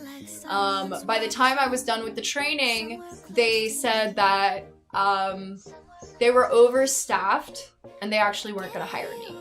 So I completed that training. I was a waitress down in Texas for a bit before I had my kiddo, before I moved to Colorado, moved back with my parents. I was a waitress for a long time, made sometimes $200 to $300 a day as a waitress, which was really good. Loved the job, but it was very hard on my physical health. I started getting chronic stomach pain that was debilitating. So I went from hostess. I was homeless when I started this job at Kirby Lane Cafe. I went from hostess to waitress. I climbed really fast, and then I was also taking busing shifts. I was doing the expediting, the person who keeps track of the food, brings it to the table. My mom was a waitress for a long time, so it's kind of fitting. But I would carry the big trays of food. But I started getting this debilitating stomach pain where I was double over in pain and I could not function and I could not work. And I go to the doctor and they suggest maybe you have anxiety. And I'm like, no, I know what anxiety stomach pain is. There's something wrong. Like, there's something wrong. And they prescribed me this medication for my stomach pain, which costs $200 to fill the prescription. So I couldn't fill the prescription because, like, between rent and everything, I was barely making enough to survive. I get a second job. So I get a second job at another waitressing hostess kind of job, and I'm working that second job. So I'm doing that, and I'm hustling on the side as much as I can. And then something happens in my life, a traumatic event, and then because I was too generous and I was letting people stay with me, the people that were staying with me were cause for me to get evicted from my place and my place alone, but I was naive, so I let people stay. And so I was getting evicted, and I was in between two jobs, and I was 19 years old, and I had already previously been homeless, like living in a tent, sleeping on the sidewalk, etc. That was where I was at before I found this job. And so I was being faced with an eviction and no means of getting enough income to stabilize myself from that point. And so I looked up online ways to make money online. This is 10 years ago this December. And I found the modeling work that I currently do. I had gone to Craigslist things, tried to pick up odd jobs, cleaning people's houses. I was sexually assaulted when I was 17 years old trying to clean someone's house. So when people tell me, after doing what I've done on here for almost 10 years, to just get a better paying job. Yes, But also, like, the way that people say that as if it's such a simple thing to do without realizing how many people with, like, PhDs are homeless is insane. It's insane. How about getting a roommate to help with rent and all as you push more cash away? I've had roommates. That is part of the situation. So I would let people, like, stay and their boyfriend or whatever, and then there would be some kind of thing that comes up, and then it's like, that's when I would go back to live with my parents, because they would, like, extend the arm, like, oh, if anything ever happens, you can always come back here. And now they're using the fact that I leaned on them as a support system against me, despite me being able to provide for myself, to take care of everything. Like, I make enough money. Like, I don't know if certified, if you could find me a job that pays up to $10,000 a month with the potential to earn more, I'll gladly take it. But I work at a coffee shop now. I have a day job. I do assistant work for people. And it's like, I've asked, like, different places where I'd like to work, like, are you guys hiring? The economy right now is not great. I'm sure a lot of people would want to hire people if they could. But realistically, I'm doing the best that I can. And so I know, like, a lot of people are like, oh, well, just do better, just do this differently. But it's like, you don't have the full scope of the perspective. It's not like I only do this, right? That's why you guys haven't seen me in a while, right? Just find me a job that pays plus 6 figures. Yeah, I mean, if you can find me that job, I'll gladly apply to it. But it's like, it's way easier said than done.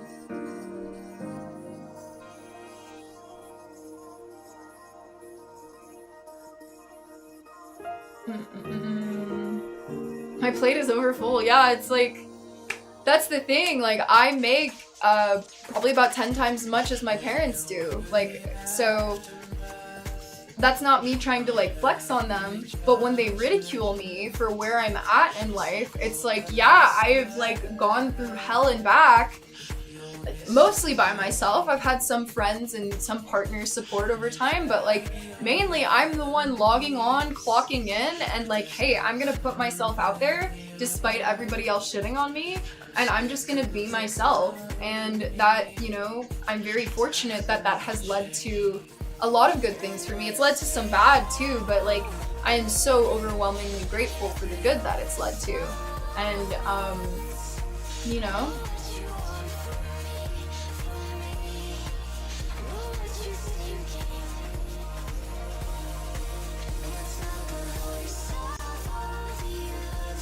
logic will not work if you question it. He probably feels like his person is being attacked. Yeah.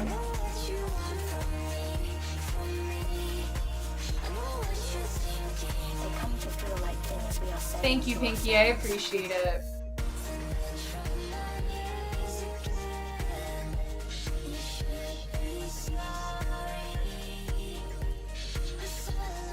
If I had a penny for every time anyone said, get a real job. It's okay, because, like, one of the things I'm doing right now is getting all my finances in order and, like, showing, like, I make this much a month, this is, like, my expenses, like, here's my ability to do this, and,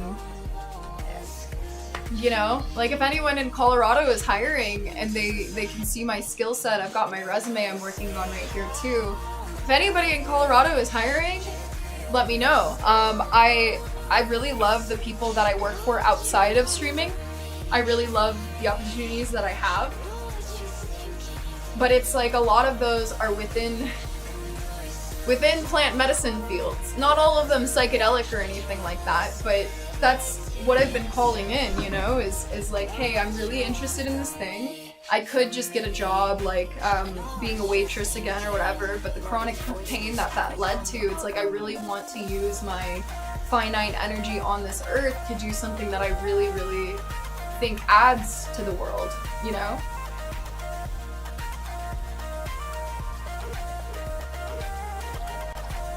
If any of you guys who like my streams, you guys want to write a little mini character testimony, if you, I love you, Pinky, if you really see the good in me and you want to, like, write that out so I can showcase, like, hey, I'm not just a the way that they diminish my entire existence, especially online, to just that I do OnlyFans, is so dehumanizing and far from the truth, because since before my son was born, since before I even left home, I have been streaming here on Twitch. I've been on YouTube since I was 13 years old.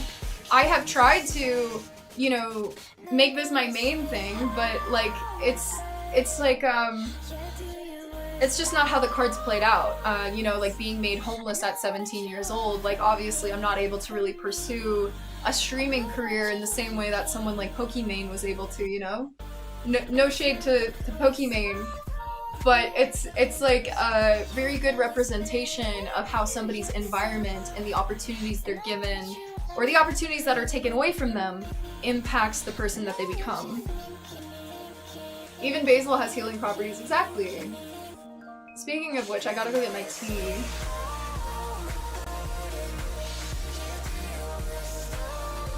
I love you, Pinky. I love you, King. I love you, Certified. I'm sorry if I got a little spicy there as a Certified. I just like, when people tell me things like that, or to get a real job or whatever, it's like I've been there, I've done that.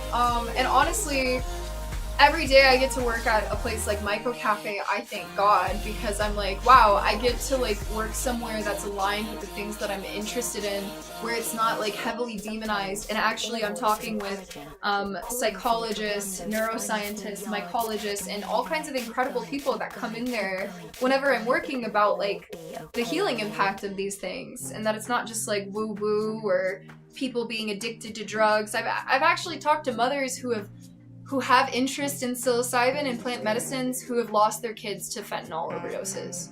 You know, like it's not what people make it out to be. The hill is still there to climb, yes. Where do you want me to send it? I'll type it out like I saying all the good stuff. Thank you, Binky.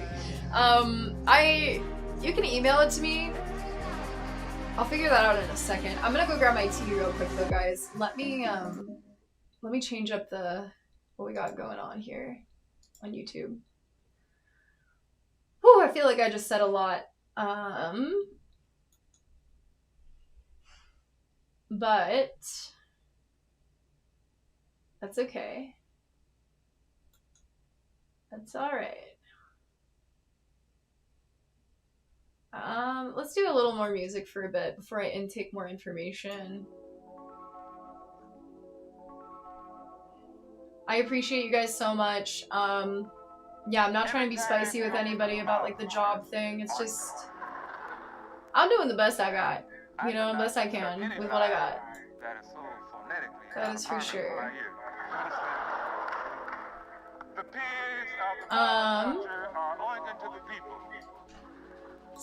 Super open-minded though to other opportunities as they make themselves known.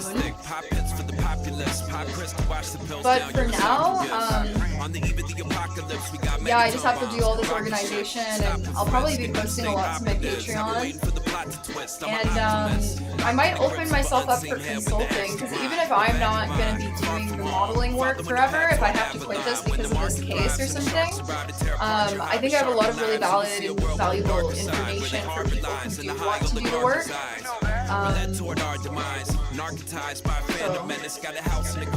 Yeah, it's kind of like, it's unfortunate, and I think that's why they're using it against me, because my main interests are dancing and plant medicine and neuroscience, mycology, mental health, art.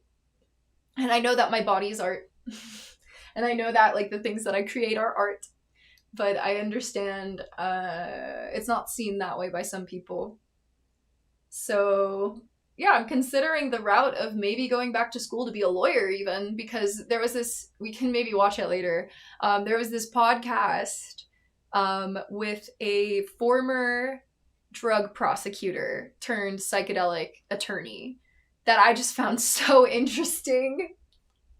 Like, that's quite the shift, right? But I think that speaks volumes to the shifts that need to be made. Because if somebody who used to put people away for drugs can now say, yeah, these drugs, I don't think people should be put away for. Like, there's actually, like, medicinal aspects to these things. To see her make that shift is incredibly empowering towards, I think, the shifts that most of the world should be considering right now. Because we've been trained to see, like, plant medicine as the alternative, as the, like, woo-woo kind of thing, that pharmaceuticals are, like, the pinnacle of what should be. But it's, for thousands of years, not the way that it has been. And especially anybody who, like, touts their belief in God. God gave us these herbs. God gave us these medicines. God gave us the intellectual capacity to differentiate these different plants and how they could help or maybe not help. Like, not all plants are good, right? But some of them literally could save your life. So, I don't know. I do know, but I don't know. I don't know. I think I lean towards saying I don't know because so many people are, like, in my ear telling me, like, what you're doing is wrong. What you're doing is... Not so many. The people that matter the most, honestly, like your mother and father, like, those are people that should matter the most to you in your life. And I hope that throughout this whole process that we can still heal after this is all said and done with. But because, like, regardless, you're my family. And even if there's either a lack of knowledge or a philosophical or mental thing happening to make you more rigid to the way that I see things, I don't think it makes the way that I see things bad. It's just a difference. There's some kind of disconnect. In the pandemic land of branded image, show me where the answer is hidden. What's up, Cancer Tim? is living in the minds of man. We Did a got botany wolves in the den, certification for and this, ants in yeah. the kitchen. Far as I'll the do eye all can of see, it. there's eyes Should in the learn sky fire that eye dancing. of So me. I actually, Bones with the world. I left them in some storage of my things, but I have some fire fans I acquired last year. Is that Aesop? I like Aesop. So this is actually Decca. That was introduced to me by another musician, Savage. He remixed one of his songs. And I really friggin' fell in love with it last year. Decca. I highly recommend Decca. World in a stranglehold, they want control, they want your goals. Money, sharpen swords, guard the doors. Right, and that was one of the things growing up was that respect was consistently commanded and demanded. But it's like, I personally view that, like, respect can be a default, but it can be, you can earn someone's disrespect or you can earn someone's respect. Because, like, if you're just an inconsistent person and you're just constantly lashing out in anger and then someone starts to not respect you as much, it's, like, kind of a natural consequence. But good afternoon, Tim. Call the knives, call the joys. Far as the eye can see, Here, I'll put there's this eyes in the up sky for that this are eyeing me. Bones with the world in a stranglehold. They want control, they want your goals. Money, sharpen swords, guard the doors. Call the knives, call the joys. Broke away from the day-to-day to take a walk in the citadel. In the crown of the human shell, then the living hell where the inner hounds come running at the I'm sound gonna of have the a dinner bell. submission The world outside part on my reflects website every to inner think. complex I'll and put my affects the email love that there we too, protect but from I the think depths of a Cassie restless Catnip soul 13 as at oppression Gmail. grows If you for the wanna send collective anything. whole. I've been But I'll be in right back. I'm gonna grab my tea. I'm gonna hydrate a little bit. I've been in the realm of the sun and darkness, chained to myself, Get my when I face couldn't mask, move on. make We sure oscillate going. between opposites, locked in the Sounds grips so of much the like hidden Aesop hand, Rock, draw yeah. lines in the sand. It's Trying to like- make a stand till the lion lays with I the think lamb it's and the it fact comes that to he's the so wasteland. When it's linguistically safe below, diverse. when you stroll down Because the vacant Aesop road, no Rock place is to one go. of, It if takes not a the toll. most Take it linguistically slow, diverse break the rappers mold, in our find space to time. grow, to build in the midst of the chaos And here. Decca is Belly very beast of the similar in crayon that fear, regard. with police on the centipede creep in the street that'll reach for their peace and far as the eye can see, there's eyes in the sky that are eyeing me. Bones with the world in a stranglehold. They want control, they want your goals. Money, sharpen swords, guard the doors. Call the knives, call the joys. Far as the eye can see, there's eyes in the sky that are eyeing me. Bones with the world in a stranglehold. They want control, they want your goals. Money, sharpen swords, guard the doors. Call the knives, call the chores. If a man has a good hold on life, the hold gets more assured and secure as he goes on. That's right. Then things should become easier for him. During that period when I analyzed my dreams and began to get a glimpse of the pattern of my life, I saw the errors I had made and assumed full responsibility for everything.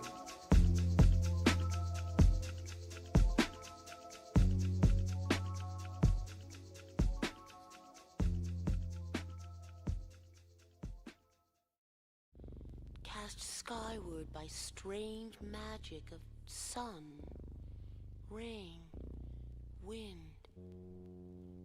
Who can still doubt miracles? Strange overtones, God bless the overgrown child that could hold his own, throwing stones at the sky full of drones. He clipped the wing that fell to earth and hit close to home, and found insects nesting in his mobile phone. It's wishful thinking that a song could heal the sick rose. I sit and pull thistles out my thick skull. Live slow, keep it simple. Sweep the father leaves out the temple when it's 10 below, freezing and the cold wind blows. Some nights we overindulge, kick back, shoot the shallow shit, chew the pig fat, act on impulse. Met my love after Elohim, so my ribs closed with devil selling dreams at the disco. Took her hand and stumbled toward the exit. Felt the pressure build, precious virtuosic flesh clear, but not a stress to kill. I'll sit alone and watch the rain falling from your eyes when they crack the 7th sill below the solemn summer sky. Birds in the cage, rats in the belly, snakes in the grass, bats in the belfry.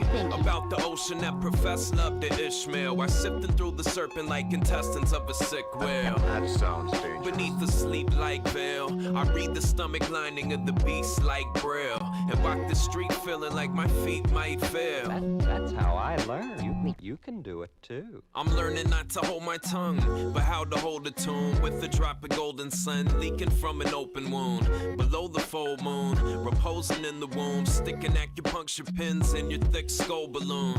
I make my way through the forest and chart progress, following the queen, running with sharp objects. Stop, catch your breath, set the hatchet down, dig a hole and bury it. God bless the poet proletariat, the lowly. Lost Lord, we get down on both knees, choking back tears while the world moves at full speed.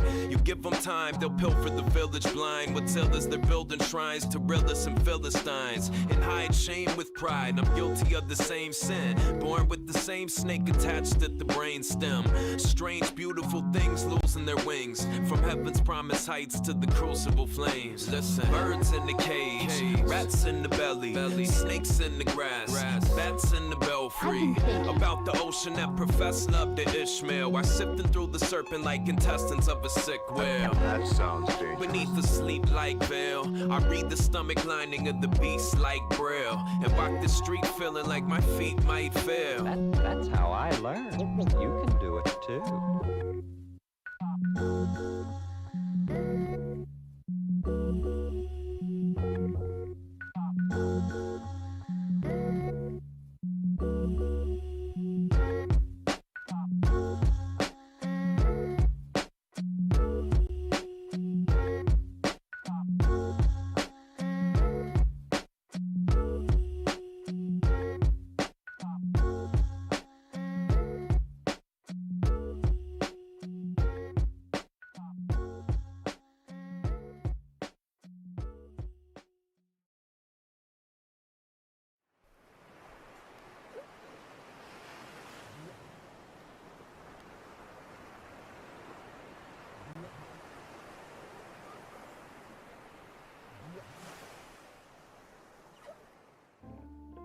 Things are far more serious than I suspect you've been told.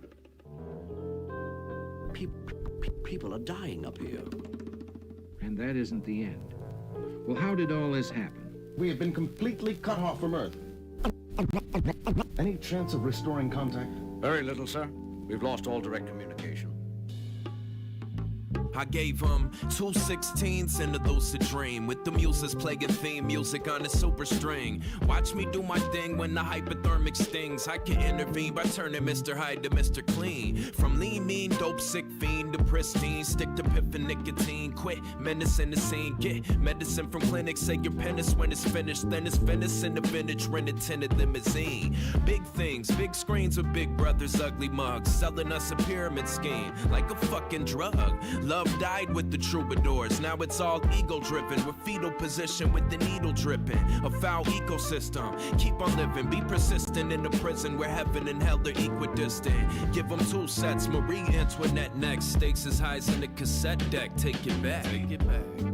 Everything's sunny, everything's lovely. Put me on the pedestal, hold no one above me. Everything's pleasant and good. Eating breadcrumbs like the little peasant that could. Fuel for the furnace combust, learn to adjust. You view the world on the surface with a certain disgust.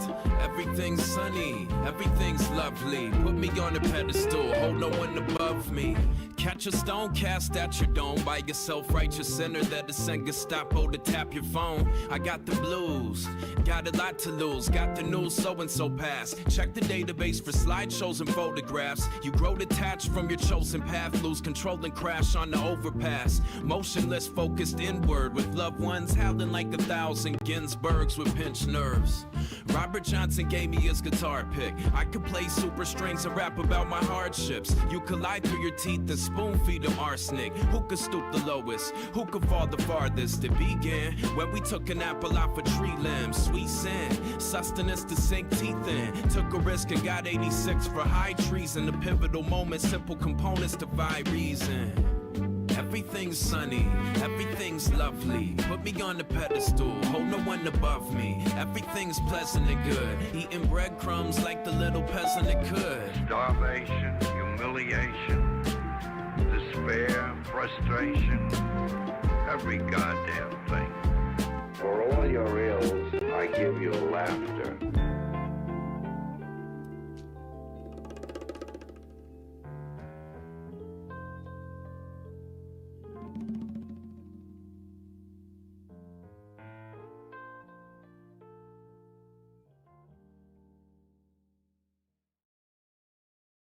I need to walk through the pale light that occupies the world, and believe it when a drop of blood says, listen, paradise is never far away, and simpler than you think it, think it, think it, think it. We have the feeling we are getting nowhere. The warning has passed unnoticed. All right. Live from the snake pit, equipped with free will to twist fate with. Dwarfed by the towers we build, let's switch places. Ever since I quit the day shift, my vision's LASIK. They give a man a shovel and pick to dig his grave with. The cruel subterfuge used to fuel hatred by the state sock puppets and pundits with 2 faces. Got us at each other's throats, father for the same tricks. Facing Earth's birth pangs and tectonic plate shifts. She gyrates, I watch her shake like jello mold. Walk across oceans, hopscotch archipelagos. Well disposed to tell tales seldom told about worlds within worlds that can't be seen through your telescopes. If not the sacred, you can mold it how you see fit. Strip mine the globe, recode the double helix. Split atoms in half, reduce men to lab rats, and open up a Pandora's box of other secrets. Wow. Playing roles, plugging holes in the sinking ship. Ill-equipped to wield the power at our fingertips. Wow. Confronted by a diamond back in the wilderness that offered me the global village on a silver dish. I declined, said I won't be pushed, filed, stamped, index, brief, debriefed, or numbered bottom line. Divided by design, find peace of mind in the broken promised land where the blind lead the blind. The show's coming to a close, told what the future holds. Soul shedding human clothes, pulled from the crucible. A head full of dreams, a heart wrapped in razor wire. Throwing snakes in the stomach, acid lake of fire. When I was young, my hands slipped off the highest rung. I prepped the chemicals for liftoff and life begun. A fist-sized knot, fresh dip, extra dapper, slider glass, slipper on, and live happy ever after. Tell the second chapter about the light trapped inside the flesh and wolves running wild in the shepherd's pasture. Running from the violent flames and the hunger pangs, cleansed in the fire, baptized by the summer rain. Heads hung in chain, faces in our palms purge what no longer serves. Hatchlings turn to songbirds and try to paint a picture of a world beyond words. On terra firma, only love conquers monsters. Playing roles, plugging holes in the sinking ship. Ill-equipped to wield the power at our fingertips. Confronted by a diamond back in the wilderness that offered me the global village on a silver dish. I declined, said I won't be pushed, filed, stamped, index, brief, debriefed, or numbered bottom line. Divided by design, find peace of mind in the broken promised land where the blind lead the blind. Tell us your date of birth. Tell us your place of birth. Tell us your marital status. Tell us your number of dependents. Tell us your social security number. Tell us your checking account number. Tell us your savings. Be wise as serpents and harmless as doves.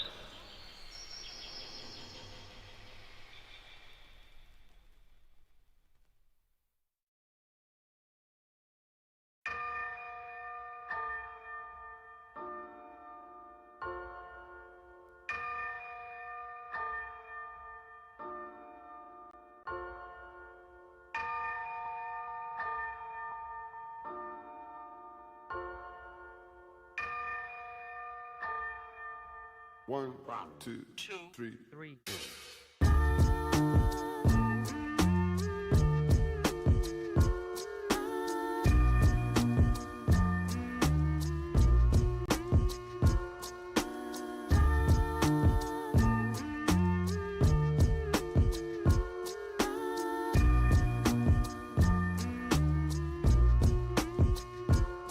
I fell in love with this fish, she got caught in my mesh. Treading water on the surface of the bottomless depths, I guess. A diamond's nothing but a rock with a name. Hello, my loves. Hello. Providence Crabs in Lane. the The belly, song snakes in solemn, the grass. sweet, sinful. Serpentine dug a ditch for my severed head. I bet your dad can't understand the vocabulary. Saw me making progress. Saw me do my Man, thing. see, that's Said the no thing, magic like, could I turn was, a peasant to a it's like king. anything, I used to do this thing in a traumatized state where, like, someone would say a word, and I would, like, hang on to the word, and I'd be like, what does it mean? Like, and I'm, like, overthinking it, or, like, flashing out or something, but, so I can have empathy for it, but it's frustrating to deal with. Like, I was going to join the military, at 17 years old. I tested the highest in my school at the ASVAB, and all the branches wanted me to join as a linguist. That's what I specialized in. So it's like, I have this, like, natural inclination and proficiency with linguistics and communication, but with him, he sees that as manipulative or witchcraft, which for the longest time I would suppress myself and I wouldn't lean into my interests because of that narrative that it's, like, manipulative. But, like, linguistically, like, the way that you communicate with someone and the words you choose changes the impact of situations. And so you could see that as manipulative, but, like, if you listen to Dr. K, he talks about how, like, all human beings have some inclination towards being manipulative. Like, say, like, I don't know, let me do an example. So this, I am manipulating this object. I'm moving it in a way it normally wouldn't go. Some sort of manipulation. So there's a difference between that and, like, a malicious form of manipulation to, like, triangulate or turn people against people or things like that. But I've been told since I was 2 years old how manipulative I am. And I think that has been some kind of, like, redirect away from things that I remember to discredit me. Unfortunately, is what it seems like. Your grandmother spoke 5 languages? Wow, which ones? I am learning some languages, but I haven't been putting that much effort into that lately.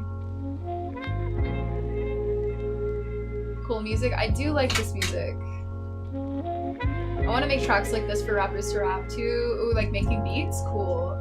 Her family, instead of the bees, they should live with her and help each other keep a roof over their heads. I completely agree with you, Certified. And that was my intention last year But the way that everything unfolded just got really, really toxic and really concerning. So that was my intention, but I just kind of had to learn from the repetition of mistakes that as long as my dad feels justified in the way that he removes stability from people and lords over his property and his beliefs as like all that is holy, I don't think that's gonna work. So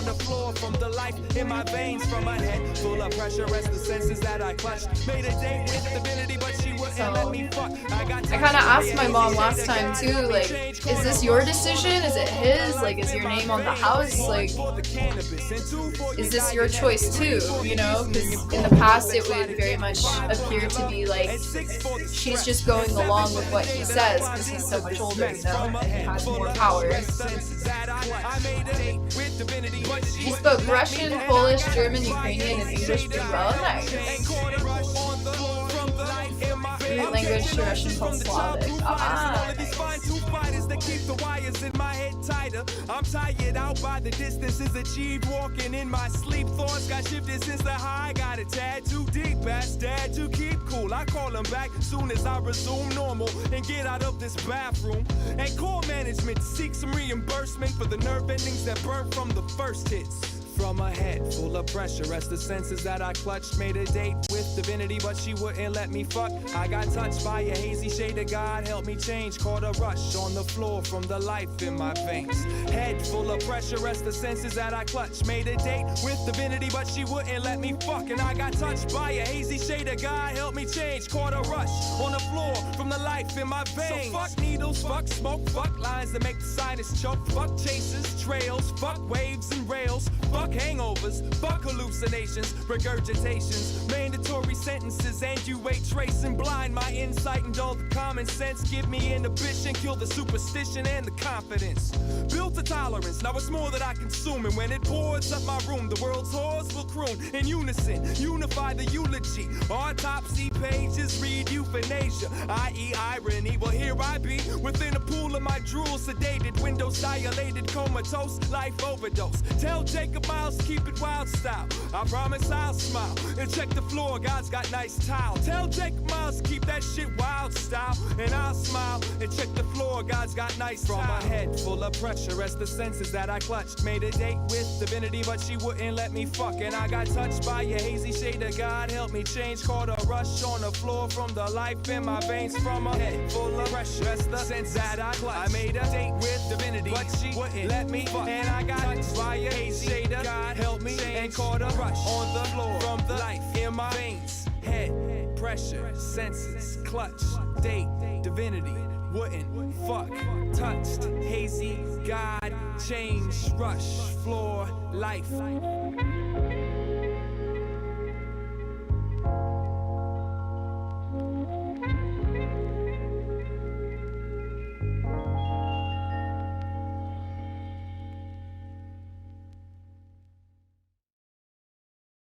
It does. Pretty quickly, honestly, too. I'm just like...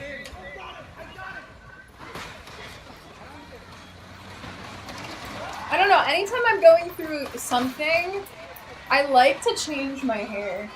And that used to be like a, oh, you're manic pixie dream girl, oh, you have big titty. But it's like, no, I just like the like shedding aspect. I like the evolution aspect of it. Thank you, GG77. I appreciate it.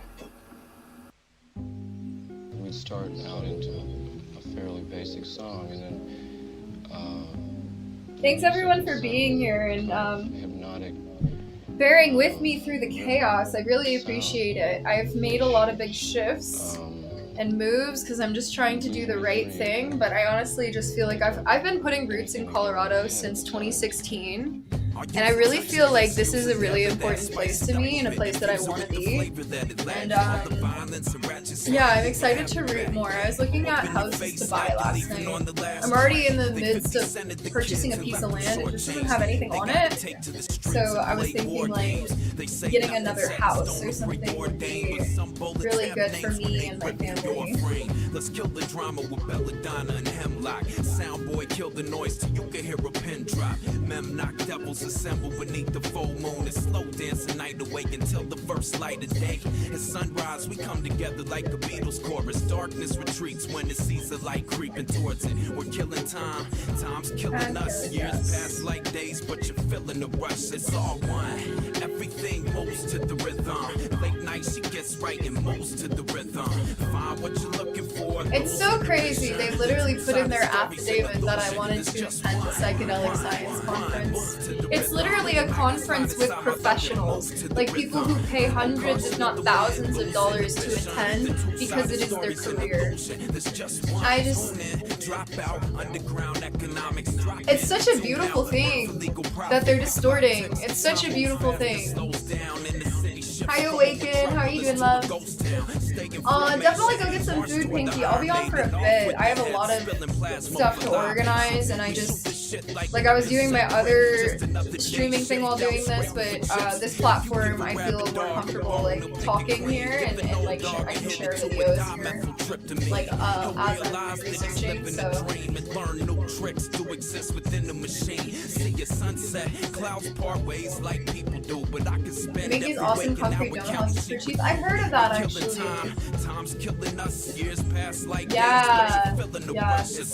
That unfortunately with this case, it's probably going to be more of a long-term goal. I wanted to do it this summer, but this case has occupied so much of my time. I think it's going to be either this fall or next year that I'm really going to start building on the land. But yeah, I could potentially, I'm definitely going to get a bigger rental for now, but I could potentially buy a house this year or early next year and then just kind of have multiple properties, maybe rent them out at one point or another, get paid from the stream next year. So this stream, I'm not yet monetized on this YouTube channel. So, but that comes with just like posting more, getting the watch hours and everything.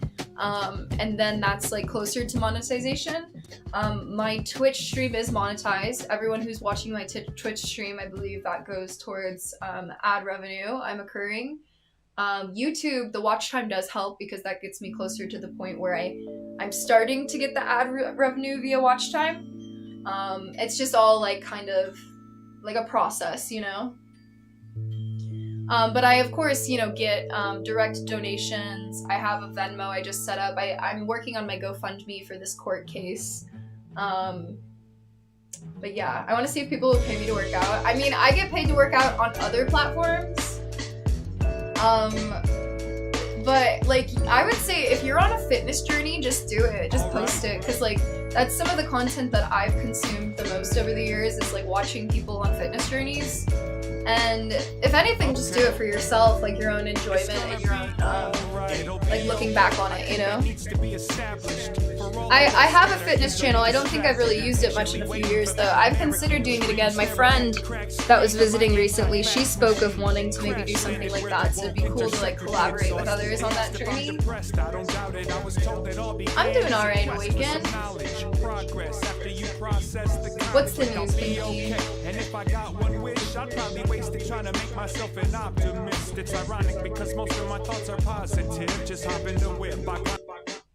Alright, oh, actually, you know what, guys? It's Johnny Buffalo's birthday. Let me give him a shout out. Let's take a moment to check out some Johnny Buffalo. Okay, so this is a homie of mine, Johnny Buffalo. He needs to post more to YouTube. You guys should all go to his Instagram and tell him to post more to YouTube, because this is where we go during the live streams to find the stuff, and this is a little old. This was from 5 years ago, but this is the homie. He's been one of the people recently that have inspired me and been sending me love and good energy through this very tumultuous journey I'm on. So everybody go to Johnny Buffalo, go show him some love. Today's his birthday.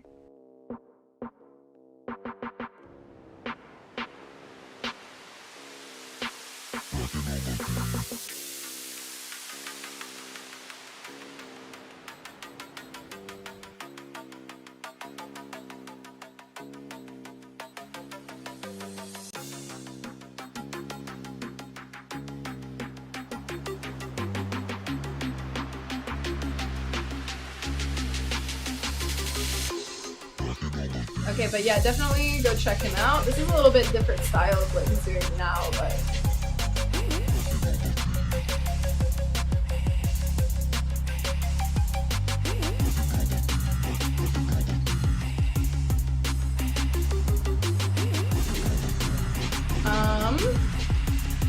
let's see.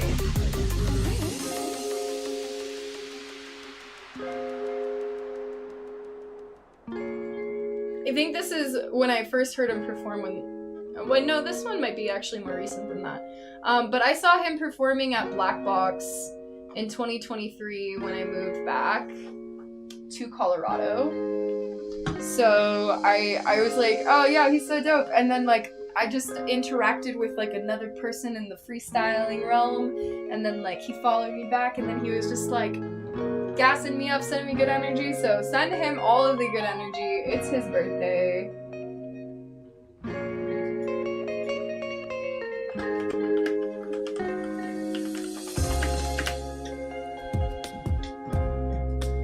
If we could get this video to 1,000 views, that would be so rad.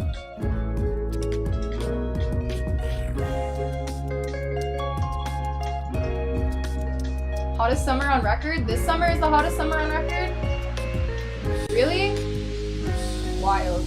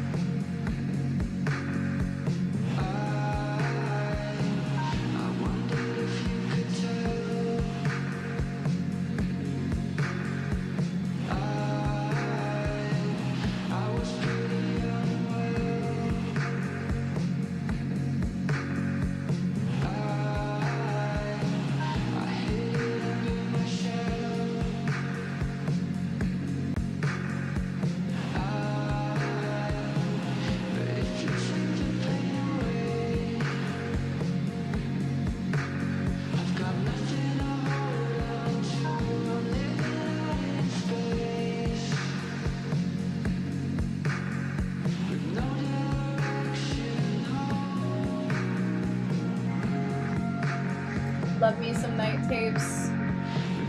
I sure do. I'm gonna see more Johnny Buffalo though. It's his birthday, guys.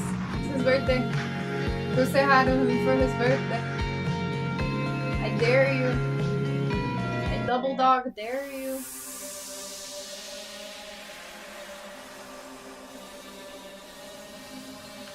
I double, triple, quadruple dog dare you.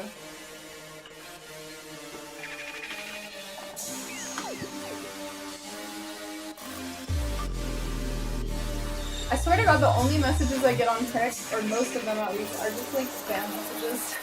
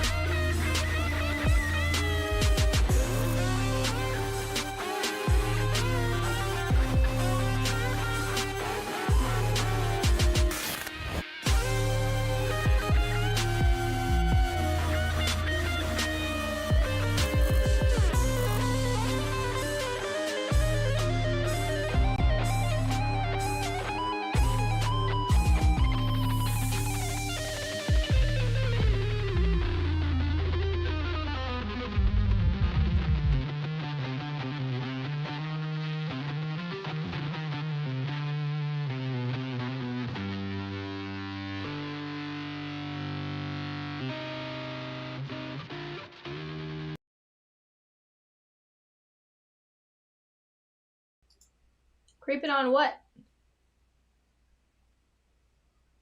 Goddamn Jesus, goddamn. Talking about Johnny Buffalo? Several videos like, hey, thank you. I appreciate it.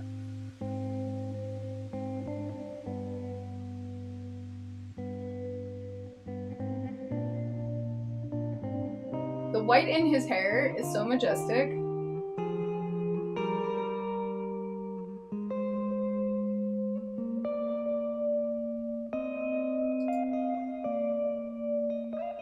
Okay, but like, look at this one.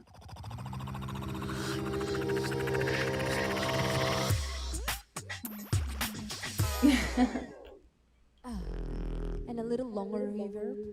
A little longer. Let's create the magic, forest magic.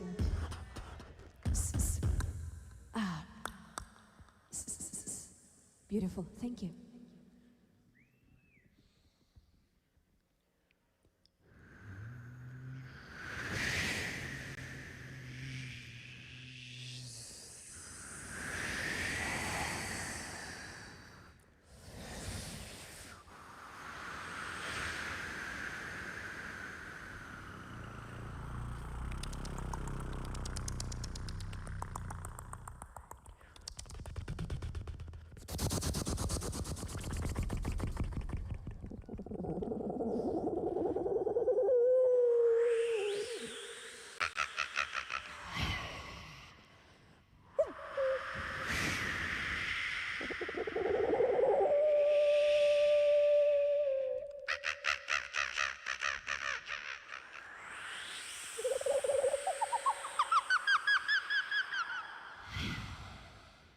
Bumannamustud barangurang kaytare.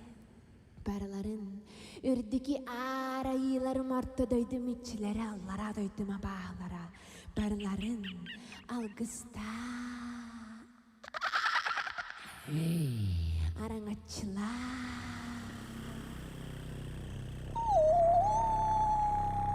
It is a little funny, yeah.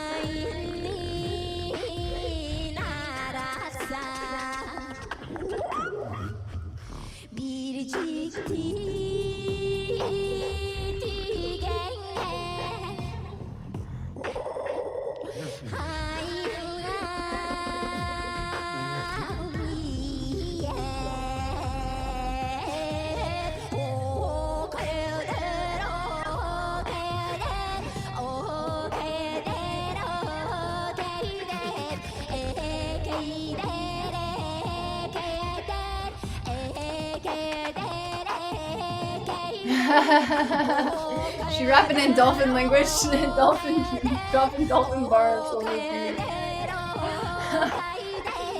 She's from Siberia, I'm pretty sure.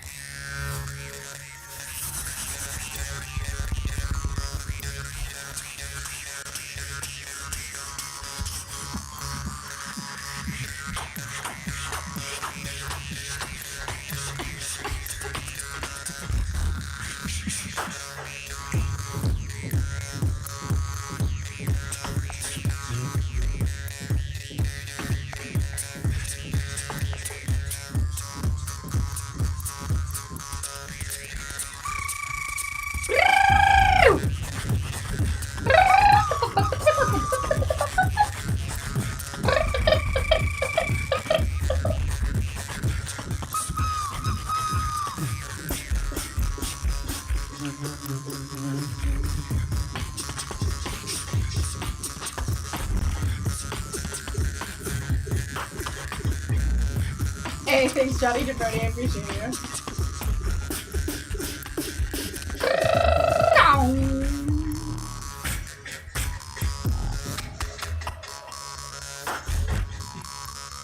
Yeah, see if the dolphins pop up.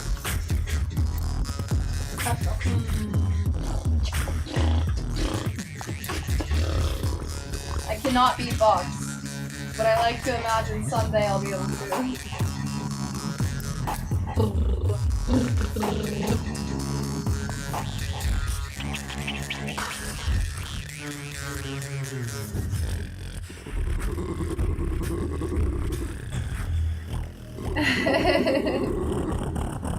Get a sprinkler.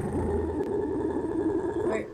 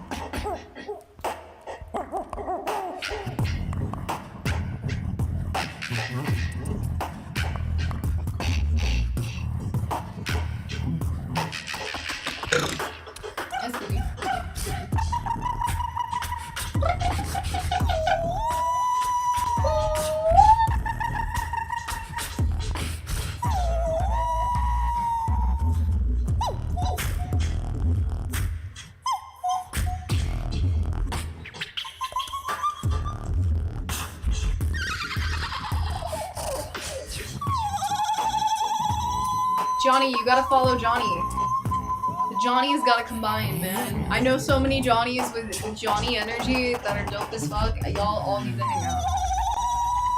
Unison of the Johnnies.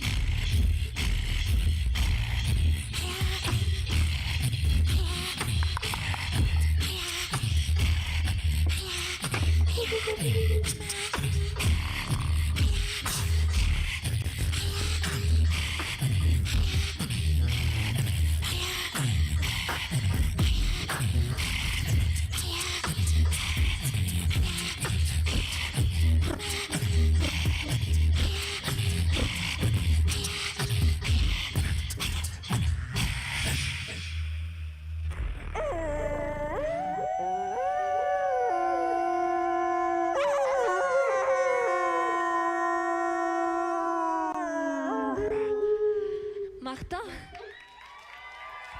Guys, make some noise for Snow Raven and Johnny Buffalo! Ow! That was sick. That was fire. Do I live in the woods? I live in the woods right now. I do. I love the woods.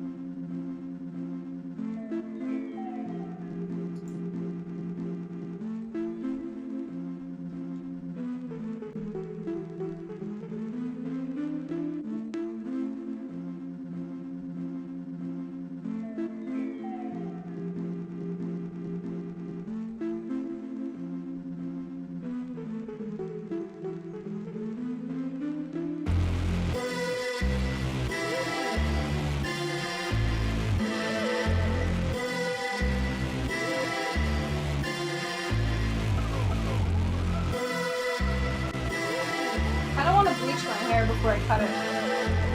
Can I go blonde?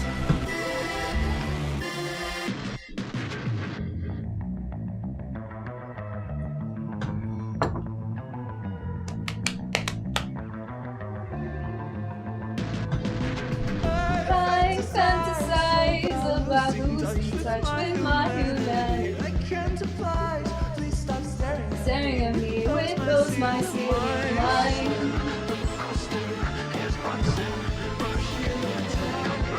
Green hair? I see the world from the half of it that seeps underneath your skin. I cannot tame what's possessed me since conception of my nation.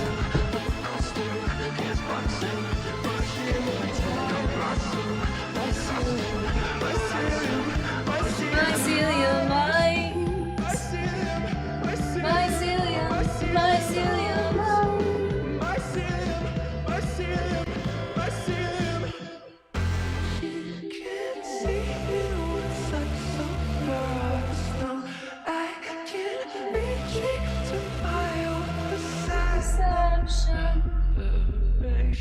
tears me from my sin. My sin split her heart in two, and unlearn what's been groomed. No, you'll never be enough. No, you'll never watch me bloom.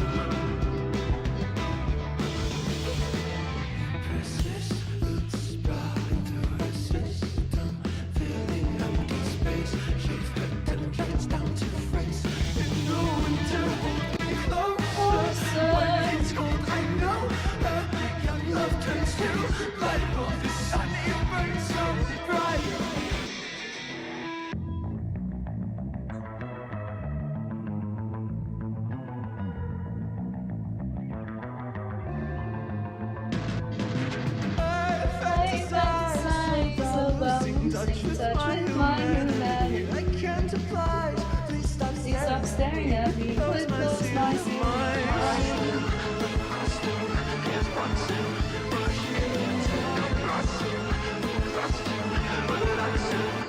She could never.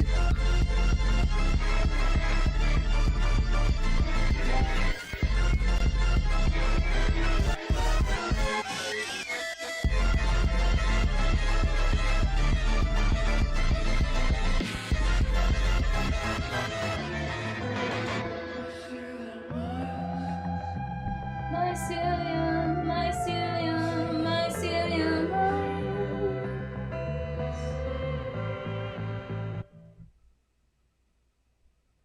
I fantasize about losing touch with my humanity. Tears eat me whole. I deserve disgust to be perverted by you. I cannot contain myself.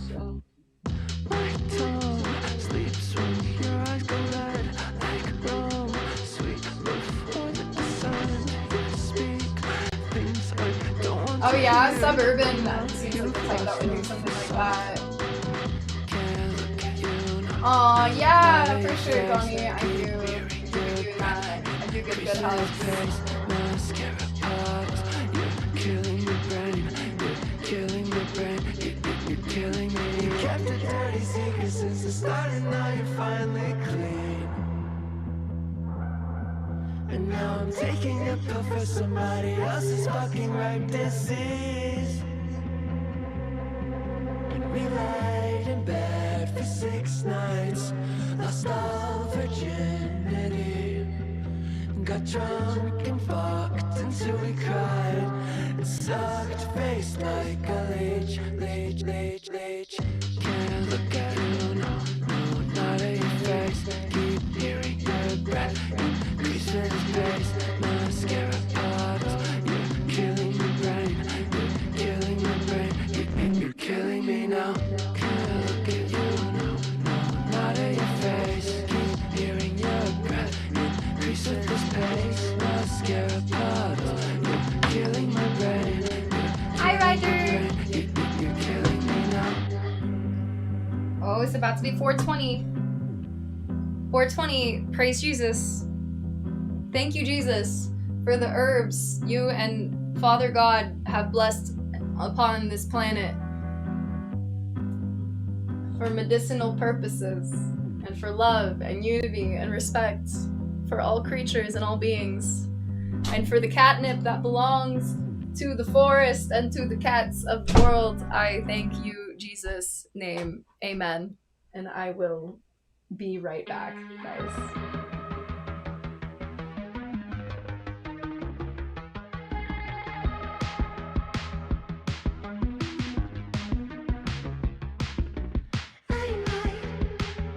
Just give this girl a green card. It gives me purpose I otherwise don't have, and I'm uncertain. Not really, I don't think so. I just deserve this, 'cause I like the way it feels. I know if you can find me, make a stranger bitter like me. I know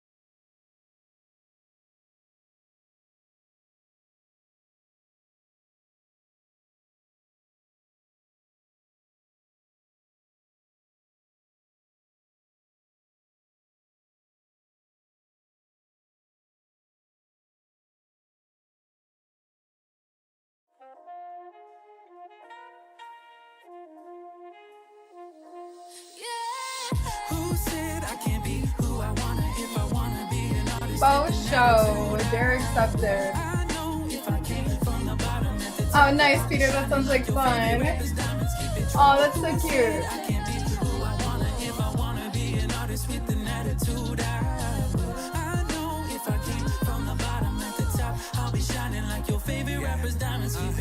Keeping it real, everything that I can spitting is real. Every moment I'm going and going and going to show you that I'm the real deal. Possibly, honestly, I could be spitting a prophecy. Rock with me, nobody stopping me, topping me. Awkwardly wanna be up on my city, they copy me, beating me, never impossibly talented when I am ripping the mic. I show you some shit that is tight, vocal in sight. Open your mind for a different feeling that always hits right. Coming to change your perspective, I'll get you to get it. And once you have got it, it's on. Relatable music, intuitive, you got me feeling this in every line of my song. You have been warned, you have been told. I started doing this when I was only 2,920 days old. That was the moment I found in my soul. Purpose and passion, affection was solo sick with it in practice and practice. We both know without all the hours of practice, I wouldn't be masterfully crafted and getting these chicks with the backs to the mattress. And actually, I was surprised when I did it. Remissionary, visionary, I slid in, I really keep getting it, giggity, when I'm playing with my diggity, really begin to be. Maybe they wanted to get in my mansions. I have to go with suspend, can I be risking my pension? And they come at me with vengeance. Who said I can't be who I wanna if I wanna be an artist with an attitude? I know if I came from the bottom at the top, I'll be shining like your favorite rapper's diamonds. Keep it true. Who said Good morning, Kagato. Stream's doing good. How are be you? an artist with an attitude? I know if I came from the bottom at the top, I'll be shining like your favorite rapper's diamonds. Keep it true. Keep it 100 a buck. Since I was young, haven't given a fuck. I took my lyrics and buttoned them up. Now I walk into the booth with a shrug. You must be stupid, you challenging us. Like it's in chamber, I'm ready to bust. You say you practice, ain't do it enough. You hit a lot, you really just suck. Whoa. I'll slow it down for all you dumb ones. We ain't all special, but we all someone. Hey, I leveled up on all my doubters. Had to chef up something hotter. Oil mixing it with flour. Fried. They said I ain't dope, they lied. I see 'em. Still got picture your girl in my DM. Stay with the heat in the purse, my BM. And I trust no one of them out per diem. Whoa. I'm running laps around my haters, no question. They eat mad for no reason to misunderstand the direction. Still, I don't listen to stress. She must think I'm stupid trying to take out my blessings. I done knew better since an adolescent. Gray hair, but I'm a young veteran. Watch how I protect the pension. Who said I can't be who I wanna if I wanna be an artist with an attitude? I will. I know if I came from the bottom at the top, I'll be shining like your favorite rapper's diamonds. Keep it true. Who said I can't be who I wanna if I wanna be an artist with an attitude? I will. I know if I came from the bottom at the top, I'll be shining like your favorite rapper's diamonds. Keep it true. Who said I can't be who I wanna if I wanna be an artist with an attitude? I will. I know if I came from the bottom at the top, I'll be shining like your favorite rapper's diamonds. Keep it true. Who said I can't?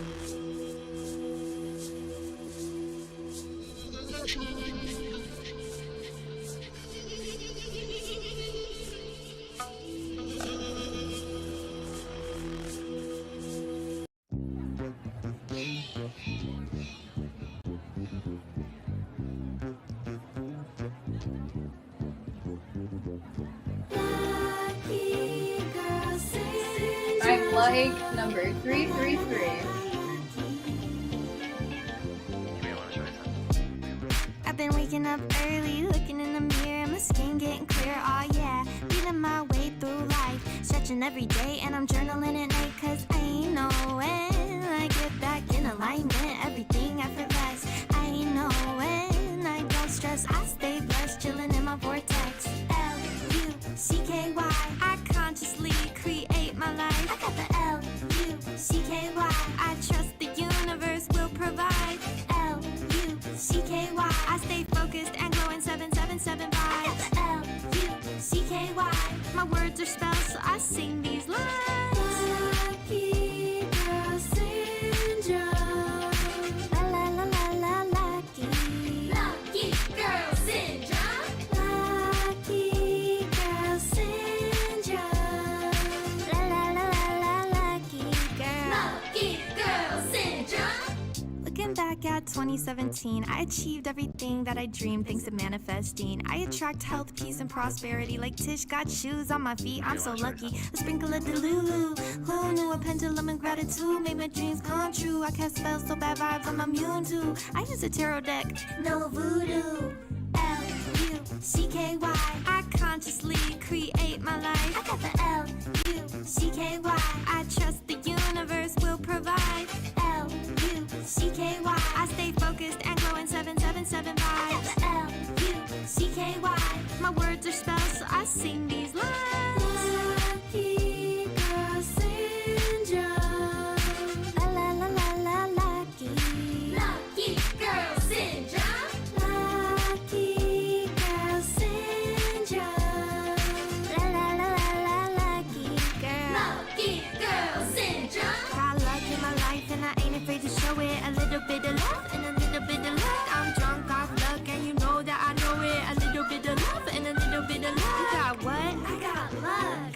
You got what? I got luck. You got what? I got luck. Oh yeah. L-U-C-K-Y. I consciously. I don't know if I've heard of that project though. L-U-C-K-Y. I trust the universe will provide. L-U-C-K-Y. I stay focused and glowing 777 vibes. L-U-C-K-Y. My words are spells, so I sing these lines. Lucky girl syndrome. Good fortune and bliss, that's my vibe. My energy is powerful, that's why I'm divine. Lucky girl syndrome. I focus on the good, no resistance in my mind. Everything I do is better when I'm aligned. Are you hearing me? Prosperity. I'm a lucky ass bitch, my therapy. See me in the street is lucky charm energy. A little fairy hood rat, I take care of me.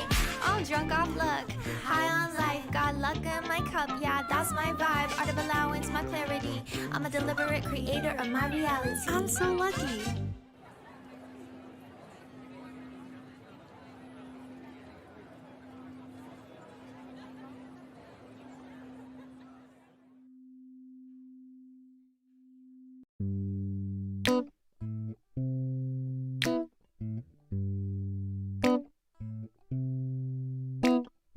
This is what I want, but it don't feel right. Lying to myself, telling me I'm fine. Tired of this shit, but I still try. Tell me that you love me and I ask you why. Cause I wanna go deep, but nobody wanna go there with me. Talk is cheap, cause nobody's listening. They're too caught up and they're too worried to give a damn about you or a damn about me. Talk is I wanna cheap. Go deep, but nobody wanna go there with me. Talk is cheap, cause nobody's listening. Do you feel what I feel? Are we connecting or am I being too real?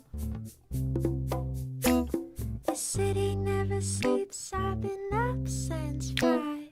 You've been in the bathroom with my girl Snow White. This could be love if you pay a price.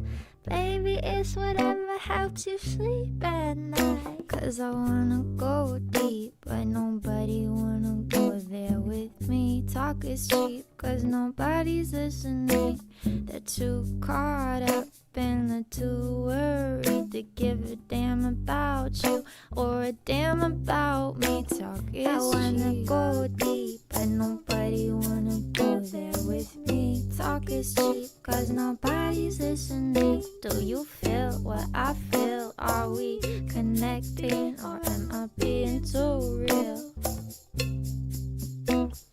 This is what I want. This is what I feel. This is what I want.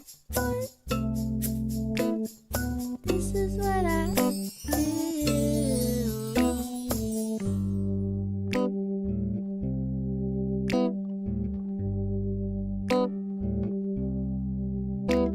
I wanna go deep, but nobody wanna go there with me. Talk is cheap, cause nobody's listening.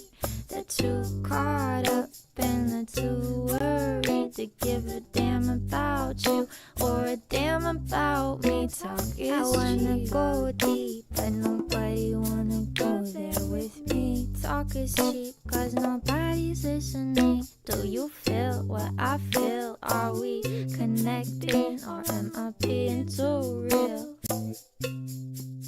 Talk is cheap. Where's the weed?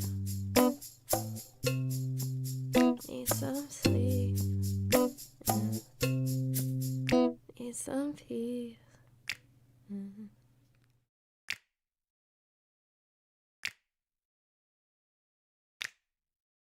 I'm blessed. I'm too blessed to be stressed. Oh, I'm blessed. I'm blessed. I'm too blessed to be stressed. Here I am on a lazy Saturday, chilling in the sun. Everything will be okay. Thinking about how far I come, the places I came from. I grew up too fast. Enjoy the ride before it's gone. Happy with my life. I feel happy. I am one. I won. It feels good to have a home. Oh, how I searched and searched for what was here all along. Just take one look around. Gratitude can be found. The birds are chirping and the sun is shining. I can hear the peaceful melodies, soaking up the sunshine in my skin. Vitamin D. Never felt so at peace until this moment hit me. I'm blessed. I'm blessed. I'm blessed. I'm too blessed to be stressed. I'm blessed. I'm blessed. I'm blessed. I'm too blessed to be stressed. The mountains bring me a sense of tranquility. Mother Nature has a way of creating inner peace. She wraps me in her blanket of love, and I lay in the earth grounding, absorbing her energy. Sun goes, earth goes, dirt goes. The trees and grass make me feel free. I am human, but I am non-physical energy. I can feel my soul smiling and rainbows staring back at me. I'm so grateful to be here, kissed by the breeze. Bare feet, I feel the earth, wind, and the sea. Been all over the world, but I'm right here with me. I've seen so many incredible things, but in this moment, I am full without doing anything. In this moment, I am peace connected to all living things. I've got everything I need. I'm blessed. I'm blessed. I'm blessed. I'm too blessed to be stressed. I'm blessed. I'm blessed. I'm blessed. I'm too blessed to be stressed. Right here in this moment, took me half a lifetime to notice. I traveled across oceans searching for solace, didn't find it. Instead, I found it in my inner knowing, and laughs and family and flowing and experiences, exploring hard times and tears. 80 feet under the ocean of fear. Deer jumping out of plane naked, my 23rd year. Falling in love in South Africa, Germany, having a beer. Forgiving my dad and my stepdad, loving myself in the mirror. Long nights playing music around the fire. Friends at festivals dancing till sunrise. In the little moments, busking the streets freestyle. Little kisses on the nose and tickles on the back. The lovers I loved and never looked back. Taking acid and watching the sunrise. Ayahuasca music filled my ears. The smiles, the tears, releasing childhood fears. I think part of being human is less thinking and being more present flow. Letting go, releasing control. Trusting the gold at the end of the rainbow is woven into every fabricated moment we live in. It's just opening my eyes to let it in. Vanilla sunrise at Burning Man teaching me who I really am. Life and death, full circle. This is what it all meant. I'm blessed. I'm blessed. I'm blessed. And it's 11:11 right now. Of course. I'm blessed. I'm blessed. I'm blessed. I'm too blessed to be stressed.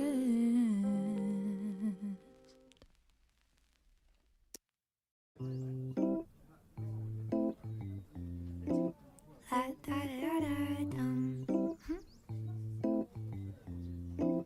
Ba da da da da dum. La da da da da. Okay, let's get it. My life is better than I imagined. I'm getting paid to do my passions. Ay, a different city every week. I got record labels fighting over me, yeah.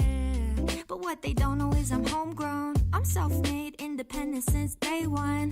Yeah, 10 years in the making. Only the real fans know how long this shit has taken. I put myself out the rest. I got some shit off my chest. Ay, I figured out who I am. Yeah, shout out plant medicine. It's crazy how hard work pays off. Now makes sense why I got fired from every regular job. I tattooed my hand at age 17 to promise myself I'd never be anything less than my dreams. See, I know I am gonna be everything I dreamed. I ain't got no worries. This is my journey. La da da da, better than I ever was. La da da da, everything I want and more. La da da da, we're so provided for.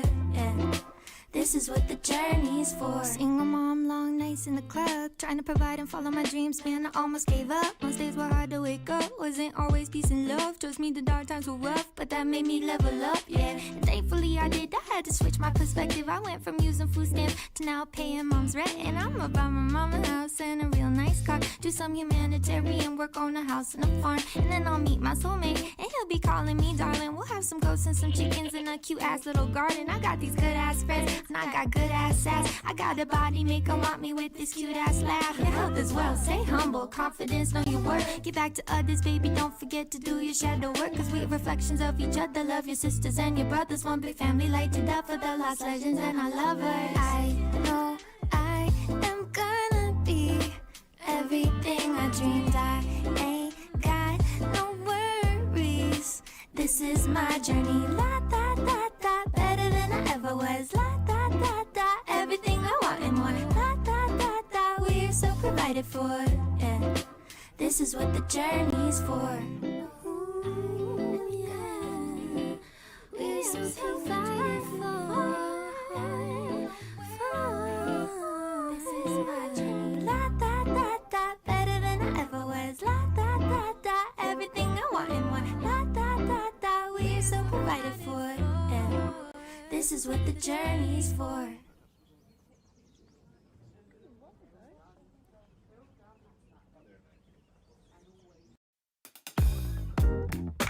Why they so obsessed with me? I really wanna know. Lying that they know things about me that they don't. Say my name, say my name, say my name. But they won't say it to my face. I got big hair, big heart, big tits, big life, big goals, big checks. Now I'm not usually one to flex, but I earned it, so I'ma talk my shit, yeah. Internet said at Burning Man I was dead, yet here I am, got my whole family fed. Fake news, you're a sheep, believe everything you read. Folks don't work at Lockheed, dad's a drunk and mom donated blood to feed me. And then my music called off, every time my mom first got spice and an Audi for her birthday. I call me hippie Barbie, but my friends all work for me. 7 fix for $1 a year, and bitch, I'm only 30. Everybody got something to say about SHA and I am Blake. But they won't say it to my face. No, they won't say it to my face. Why are they so obsessed with me? I really wanna know. Lying that they know things about me, but they don't. Say my name, say my name, say my name. But they won't say it to my face. I got a big smile, big vibe, big love. Got real life, real shit, real struggle. Self-made millionaire, no trust fund, trailer park, single mom, van, living weed, trimming welfare. Came from a broken home, dad was drunk most days. Beat my brother, called me a bitch. That's like by 13. At 11, stepdad decided to touch me. Got caught off himself, thought nobody could love me. So I cut myself just to feel free. Music turned to therapy, the love, the light, the ceremony. Ayahuasca saved me. I could rap about hoes and sex, instead I chose enlightenment. And rap about mushrooms, mantras, and how I learned to manifest. Everybody got something to say about SHA and I am Blake. But they won't say it to my face. No, they won't say it to my face. Why are they so obsessed with me? I really wanna know. Lying that they know things about me, but they don't. Say my name, say my name, say my name. But they won't say it to my face. Y'all don't even know my real name, real age, real story, or my son. Side fake articles, viral trolls, no proof, making up lies. They're feeding from my comment section, and it shows. The real bullies talk about me to get clout and get likes. You spend your time hating on me instead of making something great. I keep succeeding while you still working at 9 to 5. You hate, you pay my bills in your basement, writing hate comments. I'm an independent artist, happy cause I made it. The hate you have for me is a reflection of your own shit. Got something to say about SHA and I am Blake. But they won't say it to my face. No, they won't say it to my face. Why are they so obsessed with me? I really wanna know.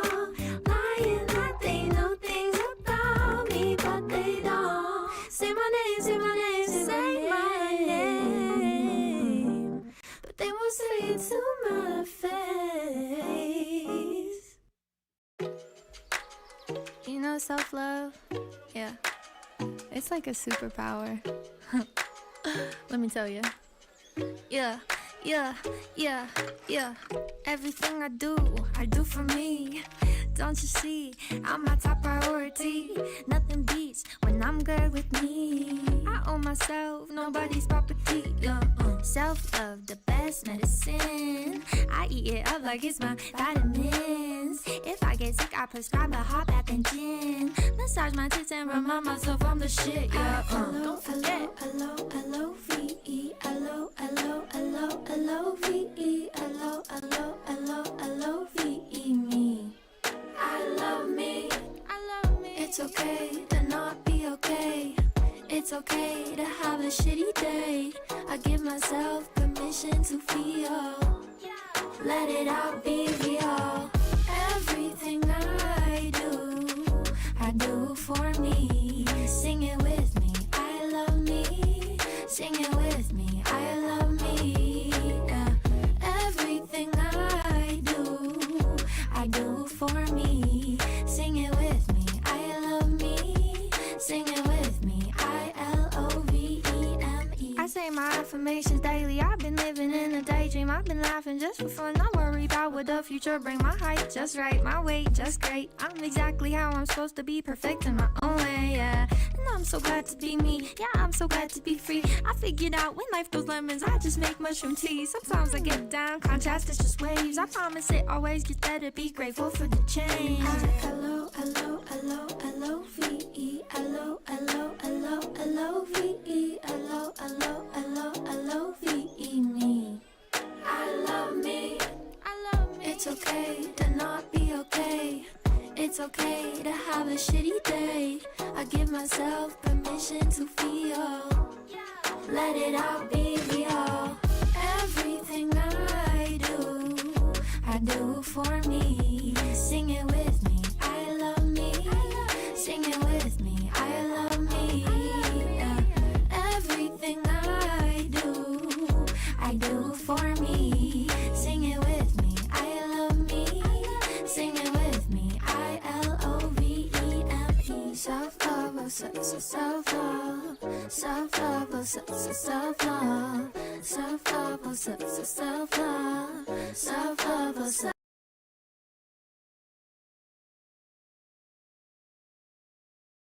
20% of people who develop colon cancer are actually under the age of 50. In the past, it's been traditionally thought of as something you develop when you're older, into your late 50s and 60s. This trend, I think, in early onset colon cancer is rising around the world. Dr. Andy Chan is a Harvard Medical School professor and program director for gastroenterology training at Massachusetts General Hospital. It is a cancer which can be quite morbid in terms of the kinds of complications it can cause. Or you could have symptoms related to blockages in your large intestine, so it's difficult for you to pass bowel movements, pain in your abdomen, difficulty digesting your food, difficulty in staying nourished, and also weight loss. Being very vigilant about some very early symptoms is important. What are the actionable things that our audience could do to lower their risk of getting colon cancer? Screening is something that we know saves lives. Diagnosing at an early stage is critical. Those people can be cured of cancer over 95% of the time. Are there specific foods or dietary patterns that are really associated with high risk of colon cancer? The International Agency for Cancer Research did a very comprehensive review of dietary risk factors for colon cancer, and they felt the most compelling evidence was for... Welcome to Zoe, Science and Nutrition, where world-leading scientists explain how their research can improve your health. Andy, thank you for joining me today. Pleasure to be here, Jonathan. So we have a tradition here at Zoe, which we have intentionally designed to be really hard for professors and academics, where we have a quick fire round of questions from our listeners. And we have these very strict rules, Andy. You can say yes or no, or if you absolutely have to, you can have up to a one-sentence answer. Are you willing to give it a go?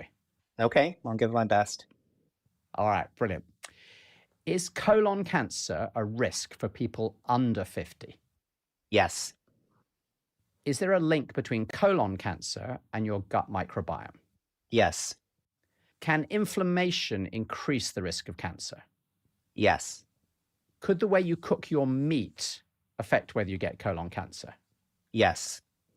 Can changing your diet lower your risk of getting most cancers? Yes. I think already people are going to be really interested in those answers. Now you have a whole sentence. What's up, Stan? Or two. What's the most common misconception that you hear about colon cancer? I think the most common misconception nowadays is that colon cancer is a disease of older people. I think we traditionally have thought about cancer as being a disease of older adults. But what I think many people don't know is that over the last several decades, maybe since the 1990s, at least in the US, and maybe a little bit afterwards in the UK, we've started to see really sharp increases in the incidence of colorectal cancer in people under the age of 50. So now I think people have to appreciate that this is a disease that affects younger adults as well as older adults, and people need to be thinking about it, at increasingly younger ages. It amazes me that so many of you decide to watch our show. Right now, we have 500,000 subscribers on YouTube, a number that's hard to comprehend. When we started the Zoe Science and Nutrition podcast just over 2 years ago, our dreams were much smaller. So you can imagine how delighted I am that so many of you tune into these conversations each week. So thank you. Now, here's something you might not know. When you subscribe to this show, you're helping us raise the bar. It motivates my team to get to the heart of your biggest health questions and the health of your loved ones, and to track down the world's leading experts on these topics. And with your help in 2024, we want to make this show better than ever before. All I ask in return is that you hit the subscribe button. That's it. Today we're talking about colon cancer, and there's definitely different terminologies around the world. So I know colorectal cancer is a very common way it's described in the States. Bowel cancer, very commonly how it's described in the UK.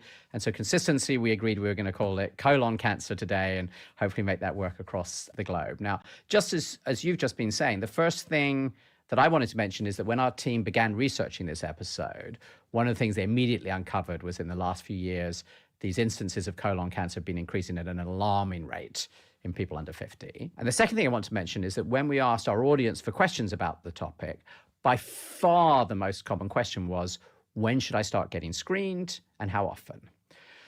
So I know we'll be discussing these later in the episode, but before we do, Andy, could I just start at the very beginning? What is colon cancer? Right. So as you mentioned, there are different terms for what we're calling colon cancer today. And that essentially is where people develop a cancer or a tumor in their large intestine or large bowel. And so this is the segment of your intestine in which your food eventually ends up and your digested products ends up and is used to really form bowel movements so that you can efficiently and effectively absorb nutrients, absorb water from the food that you eat, and then expel waste products. And the colon is the large bowel where you have this reservoir, if you will, for your bowel movements to sit before it's expressed into the toilet ultimately. And within this segment of your intestine, there is the potential that you can have normal cells develop into small tumors known as colon polyps, and those colon polyps can over time become colon cancers. And those cancers ultimately can grow larger and invade into potentially the bloodstream and also spread to other parts of the body. And Andy, this is the first time that we've actually discussed cancer on the podcast, and I'm sure not the last one. So I sort of want to ask an even simpler question, I guess, within that story you're describing, which it started with these small tumors you described that then become a cancer. What is that? What's the difference between a cell, like what was there before, and this tumor thing? What does it mean for something to be a cancer? So your normal cells turn over. So for example, in the colon, you have normal cells that line the colon, and those are the cells that really do its job in terms of absorbing water, the kinds of things that it needs to do to actually form bowel movements. But sometimes those cells can grow in an uncontrolled way. So those small cells that, normally turn over and kind of live out a lifespan and then die off, sometimes can kind of grow uncontrollably and actually live much longer than they're supposed to live, and sometimes live in sort of an indefinite way. And if that's the case, they can grow into what we call polyps. In other words, they can grow into little growths in the colon lining that can get gradually larger and eventually start to get large enough that they actually start to maybe even invade into the lower layers of the colon, and that's where we start to call it a cancer. It's essentially a process in which cells grow in an uncontrolled way, and that ultimately leads to a detrimental effect on surrounding structures in the body, and also if it eventually leads to growth into the bloodstream, and those cells start to break off and start to form in other parts of the body. It can grow in other parts of the body and cause what we call metastases, or tumors that are in other parts of the body and where they're not supposed to be, and that can be an area where you get symptoms as well. And so for someone who does experience this, are you normally aware quite early on in this experience that you have this disease? Do you only discover about it at the point when you describe this, really scary idea that it's, I think you said metastasized, gone somewhere else? It's a good question. It's variable. I would say people can develop symptoms of cancer at any stage, although it's quite clear that the symptoms of cancer become much more common and much more pronounced as the cancers get larger and more advanced. And so certainly when cancers start to get bigger and really start to impinge on other structures in the body, or when they start to spread, that's when people really, more often than not, develop symptoms. It's possible to get symptoms at an earlier stage, excuse me. And some of those symptoms, are more subtle, but some people can really have no symptoms and have early stage cancer. And I know later we'll talk a little bit more about screening, but that's really where there is that kind of challenge, is that early stages of cancer where cancers are more circumscribed or smaller or easier to treat, oftentimes are less likely to cause symptoms. So being very vigilant about some very early symptoms is important, but also that becomes the basis for why in the end we end up trying to screen.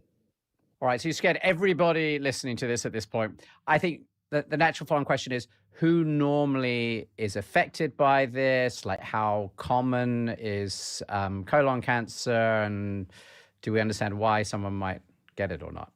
So colon cancer is a cancer which is one of the more common types of cancer. So among both men and women combined, colon cancer is one of the second or third leading causes of cancer death, depending on where you are in the world.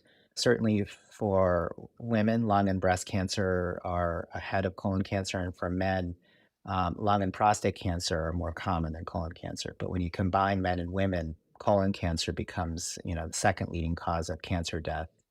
And so it's a problem generally across different parts of the world. And we do also recognize that colon cancer is often a cancer that is caught at a later stage when the symptoms can be very severe, when there is significant complications related to the cancers themselves, then ultimately, if they're spread throughout the body, they're at a point where it's oftentimes not curable.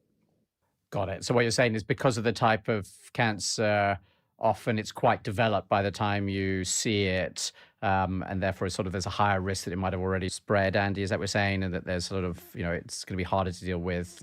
Am I understanding that? Exactly. And I think also because of the fact that the colon is obviously such a vital part of your health, obviously, what we eat, our digestion are so, important for our overall health.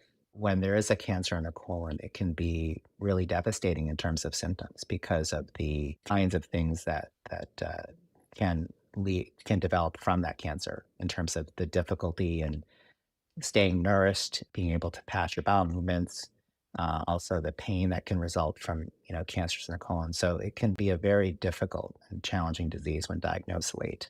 Which sounds terrible. Could you answer maybe that question that you sort of touched on right at the beginning about the demographics of who is getting it? Because, you described this idea that historically we thought of cancer as being something you got later in life. But I think, that is really less true for this cancer today.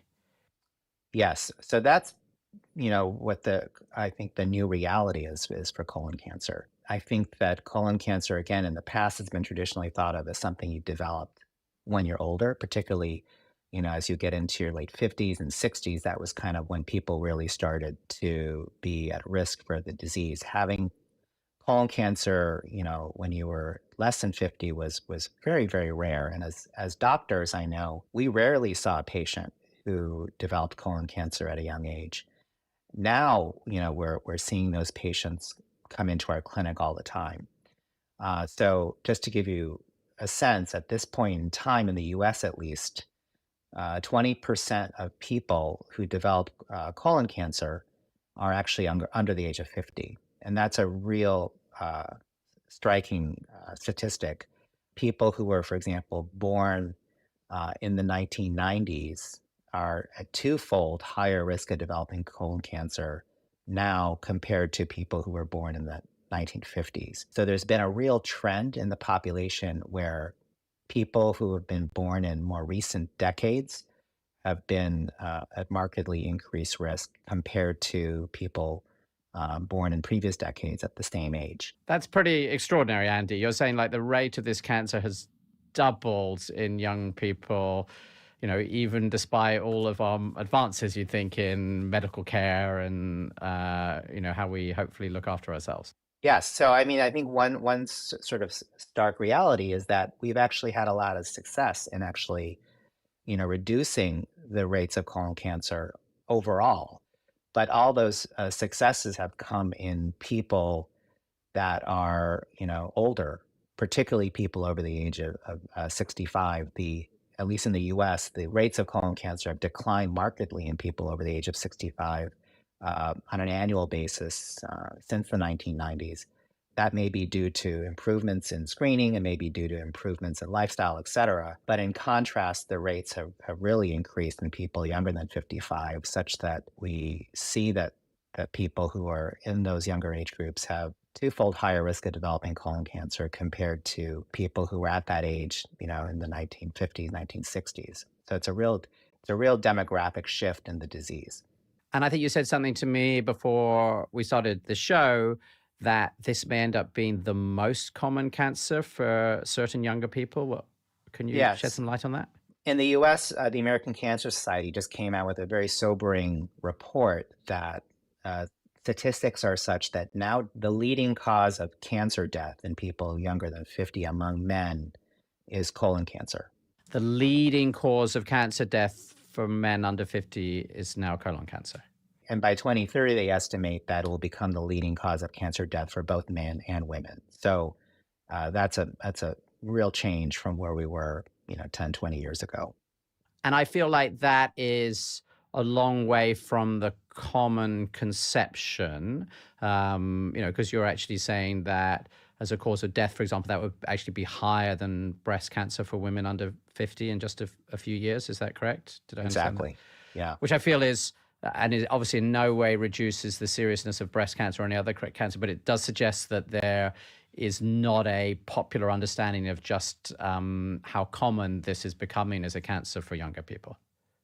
Correct. Yeah. I mean, I think that's another trend that we're seeing. We're also seeing that, for example, breast cancer incidence is rising also in younger women, not at quite the rate of increase as we're seeing with colon cancer. So cancers in general seem to be shifting downward in terms of when the age at which they're starting to first present. But the increases are the most striking for cancers of the gastrointestinal tract. So Andy, I have to ask, what's going on? Well, that's the big question in the field.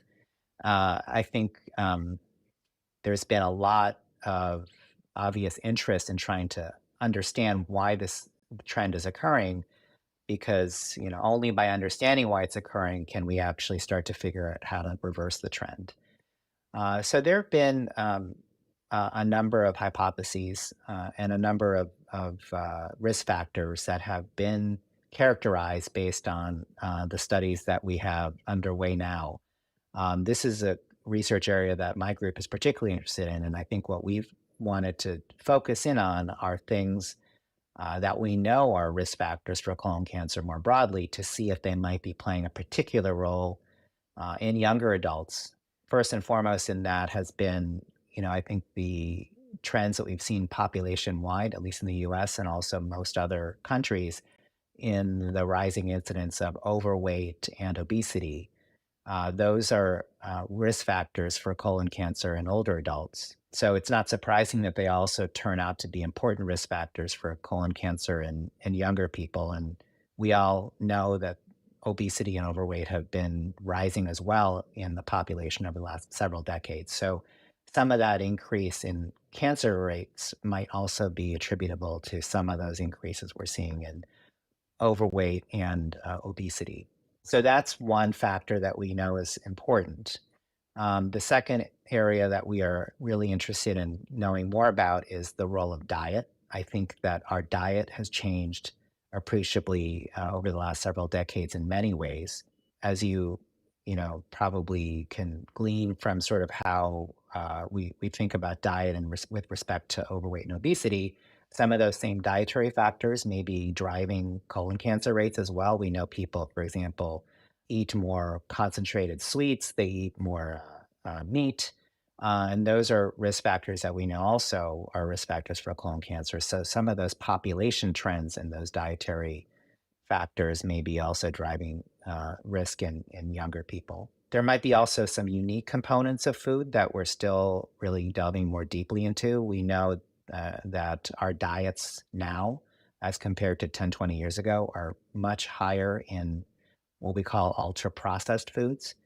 So foods that are designed to be highly palatable, easy to eat, have a lot of convenience built into them, are foods that have been really increased in consumption over the last several decades. And ultra processed foods have been linked to cancer rates as well.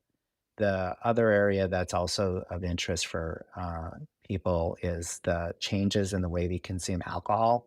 Alcohol, particularly heavy alcohol use, is a risk factor for colon cancer. And we know drinking habits have changed a lot again over the last several decades, even preceding the pandemic. So that has been something that we've been studying in a more intensive way.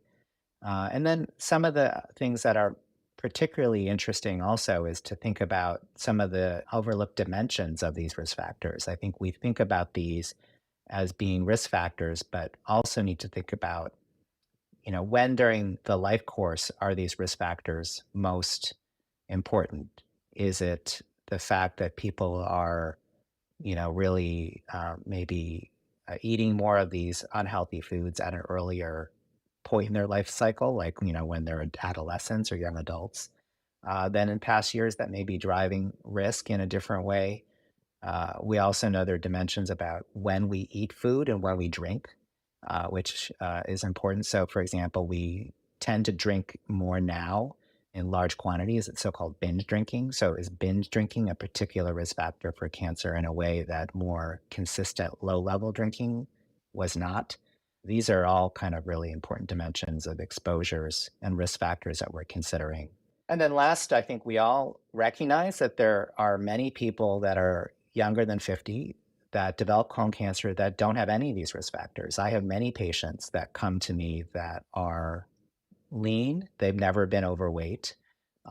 They eat a very healthy diet. They don't consume large amounts of meat. They really watch what they eat, yet still get the disease. So this is not a complete explanation for why we're seeing the trends. There's other things out there that are driving risk that really are at this point speculative. I think we need to investigate further. Are there environmental factors, pollutants, things like that have still been not characterized that we need to maybe investigate further?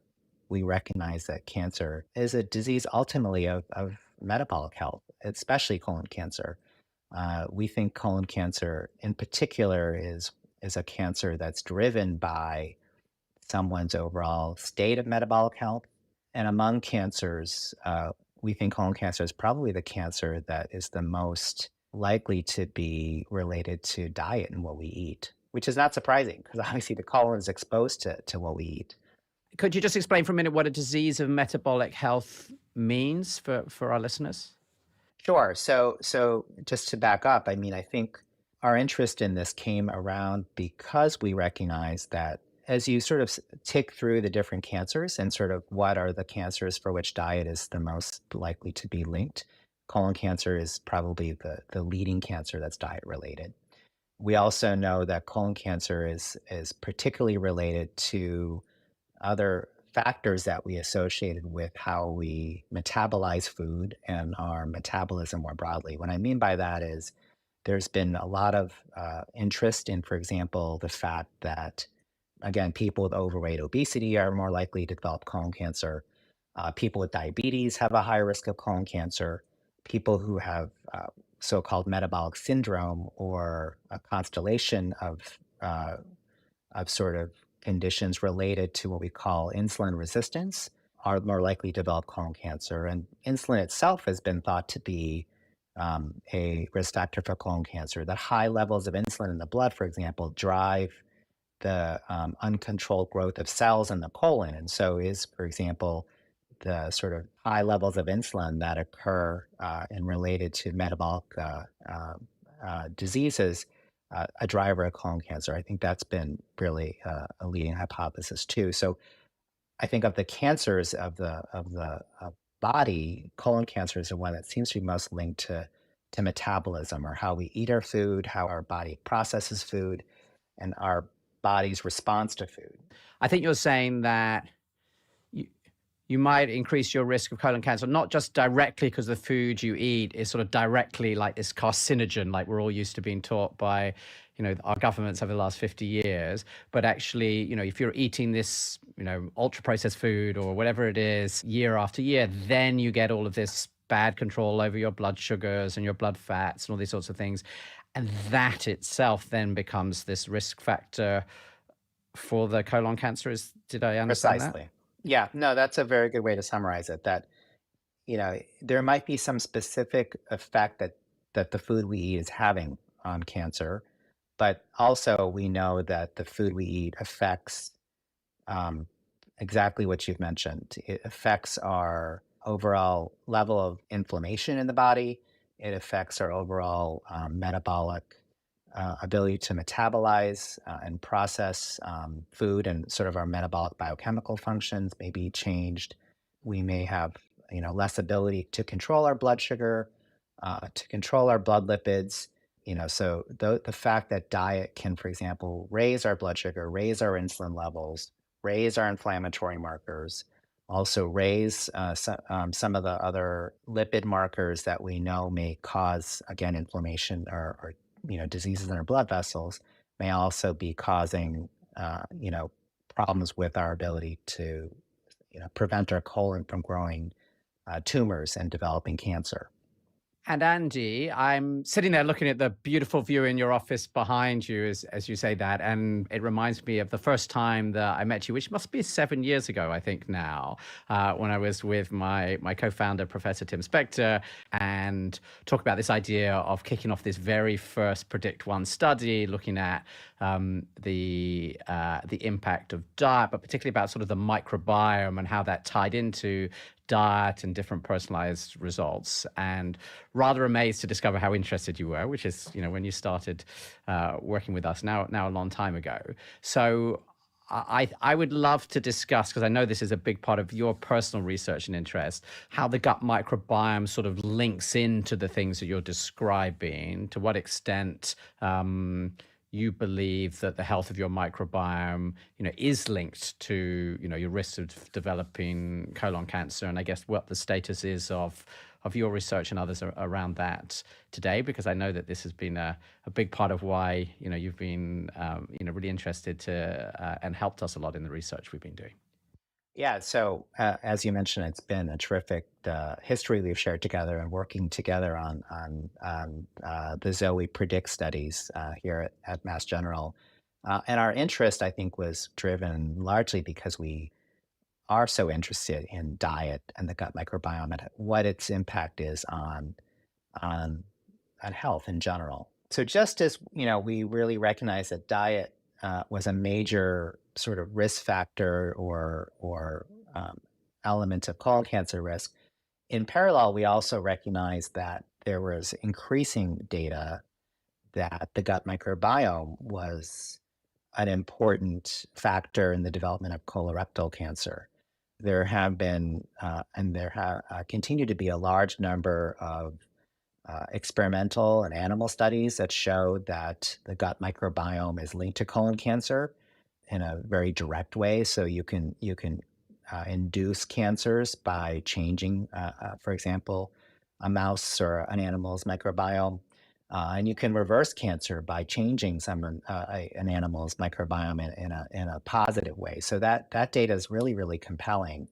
That shows that linkage between gut microbiome and cancer in these experimental models. Andy, just before you move on, I just want to make sure that I got that right, because there's often a debate about the microbiome and to what extent it has any like real cause rather than just being an indicator. But here you're saying that in animals, they've literally been able to you put the sort of the wrong bugs in and you can get this cancer, and equally well if you change them for the better bugs, you can actually prevent the cancer. Exactly right. Yeah. So I mean, there's cause and effect that we can show in experimental models and animals. That I think has been very compelling. At the same time, we are seeing increasing data in humans that the gut microbiome is an important risk factor. There have been a large number of epidemiological studies that have shown, for example, that people who develop colon cancer have a different gut microbiome compared to people that do not. And those changes in the gut microbiome are changes that are similar to the changes that you see in mice that develop cancer, more directly. There's very strong kind of convergence of that human data with the mouse data that suggests that what we're seeing in experiments are likely to be very relevant to the human condition. I think there's also, a large number of studies that have shown that people who have what we call a disrupted gut microbiome or have disruption in gut microbiome have a higher risk of colon cancer. So in particular, there are several studies that have shown that people who are exposed to large amounts of antibiotics, particularly when they're younger, which we know is almost like a nuclear weapon against your gut microbiome, that those people have higher rates of cancer and colon cancer down the road as well. And I think now there is also more information about the presence of gut microbes actually in the colon tumors themselves. So when you actually look at the colon cancers that develop in people and actually do very targeted experiments where you can try to identify if there are particular gut microbes in those tumors, they're identifying some of these bacteria that we know cause cancer in animals. So I think there's really compelling data that what we're seeing as cause and effect in animals is likely to be causal in humans as well. Andy, that's a whole bunch of amazing research. I could dive into any of that for the next half an hour.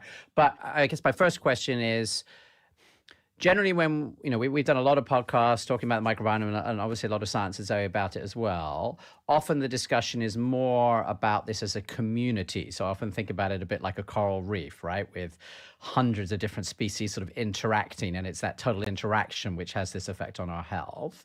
But that's obviously for a healthy situation. And here we're now talking about cancer. And I heard you mention the idea of like specific bacteria being found inside the tumors.